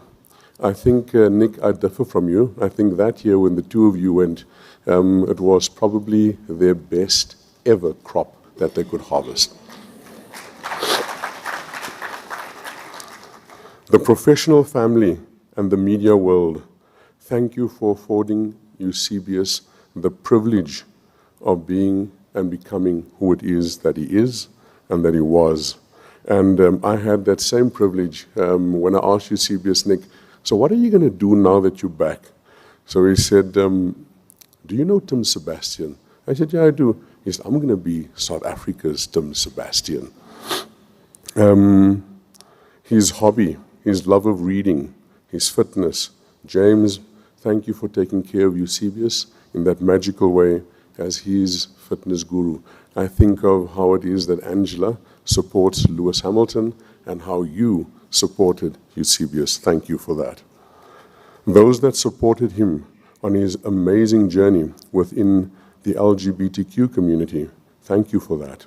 Thank you for allowing him to be himself without glorifying him as a poster child, but seeing his humanity.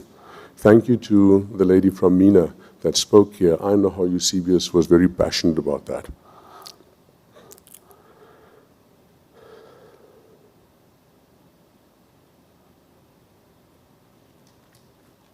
Nduduzo, thank you for the fantastic, beautiful man that you are.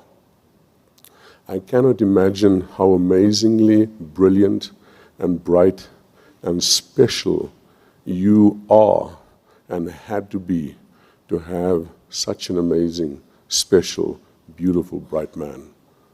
You are in every way a peer to a genius. Thank you for holding him, and thank you for holding his feet to the fire in such a tender, loving way.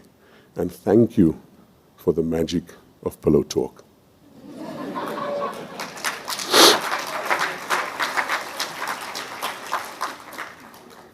I want to loop back to Uncle Don, Auntie Len, Auntie Helen, Auntie Mac, the Stevens family, the McKaiser family.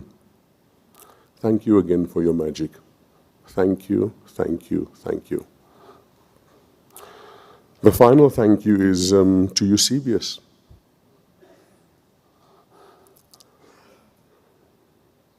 He's done so much. There's so much I want to share, and for some reason I see the clock has stopped. The clock hasn't even started ticking, but I'm sure I'm over my 5 minutes. So Eusebius, thank you for the amazingly special human being that you are. I found this poem, and Nduduzo, you're right. Eusebius is not a poem kind of guy. So now that I know he can't bash me down, I will share the poem.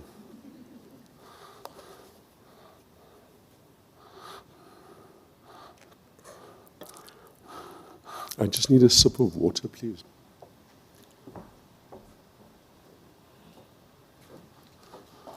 It's a short one. It's a short poem. So this is not that I'm drinking a sip because it's a long poem.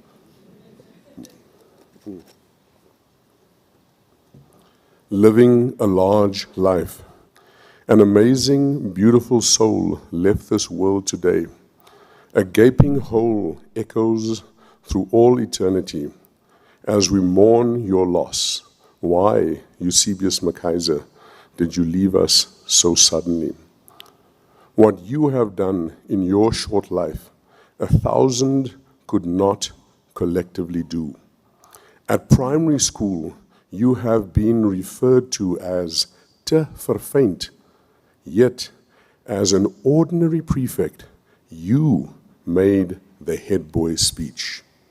In days gone by, the young Eusebius McKaiser led the charge for your generation, and you kicked down the door of Model C schools to claim your seat at the table that was forbidden to us for all too long. Your mind made up with crisp clarity that Eusebius McKaiser is here to stay, yet you left us so suddenly. Why? Your brilliance was soon unmasked as genius. You, just being you, necessitated them to relook and reevaluate the monstrous lies of white supremacy. Your presence and the wake of your journey made it safe for more of us that came after you to claim their seat at the table. Eusebius McKaiser was here, so make way for us all to sit at the table. At Rhodes, for whom you did not fall, you danced eloquently and majestically with Ma'at, Temez, and Justitia, and you reminded them what it means to be ek is die goose, with distinctions. Your goose step, so sweet it was that Rhodes himself made you a scholar, and off to Oxford you went, for now you are our very own Don. So now that you are back from Oxford, what will you do? You deliberately stated, I will be South Africa's Tim Sebastian. This was not true, for you became our very own Eusebius McKaiser, an impeccable master that no one dares debate, that not even Sebastian could eclipse. Your books are studied far and wide, and your analysis makes CR's goons quake. On your way to becoming our very own Eusebius McKaiser, you chose to make the Big Smoke your home, with a short breather at McKinsey for some fun. You have surpassed Olympus, and as a force of nature, you carry your Titan's robe with elegance and grace, as all true Titans do. So now you are an ancestor. The three brothers united, embracing as one. You have hung up your golden gloves too soon. Please keep a watchful eye over us all, for Azania must not fall. May your golden gnome, may your garden gnome bless you forever. Oh, dearest God, we miss you, our Titan. Amen, amen, amen. Thank you. Okay, let's dance into the weekend and out of the show. Thank you to every producer, every listener. Thank you, thank you, thank you, politicians that have allowed me to hold you accountable, other powerful people. What is there left to say other than thank you for many years of fantastic radio on the 702 platform. I'm going nowhere. I'm shifting platforms. I'll tell you on social media over the next couple of weeks. But in the meantime, let's jam to Jerusalem.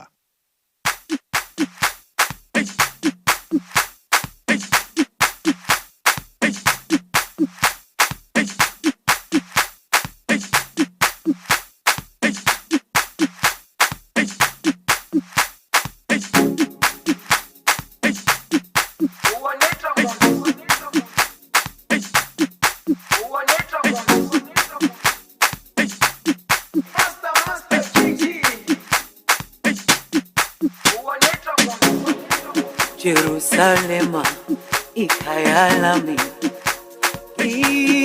ilondoloze, uhambe nami, zungangishilana.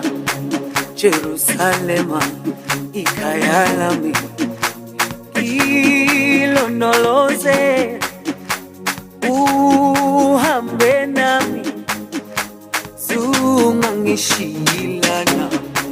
Dawo yami ayikholana, buso wami awukholana. Ilondoloze, zuhambe nami. Dawo yami ayikholana, buso wami awukholana. Ilondoloze,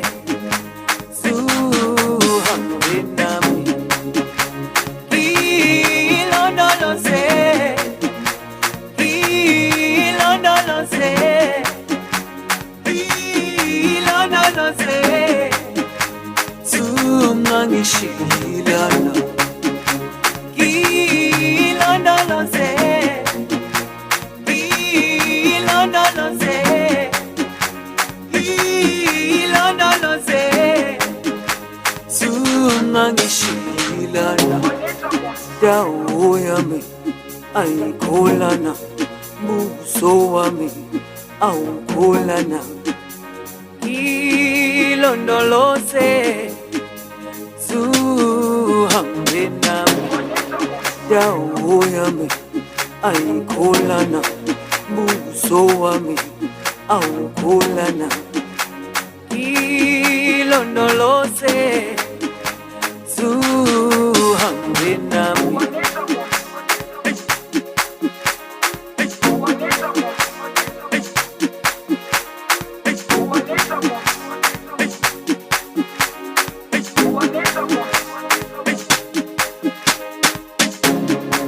Jerusalema,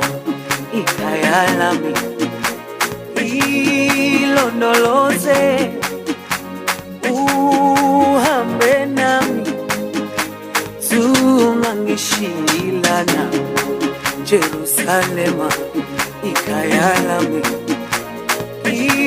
ilondoloze uhambe nami zungangishilana dawo yami ayikholana buso wami awukholana ilondoloze zuhambe nami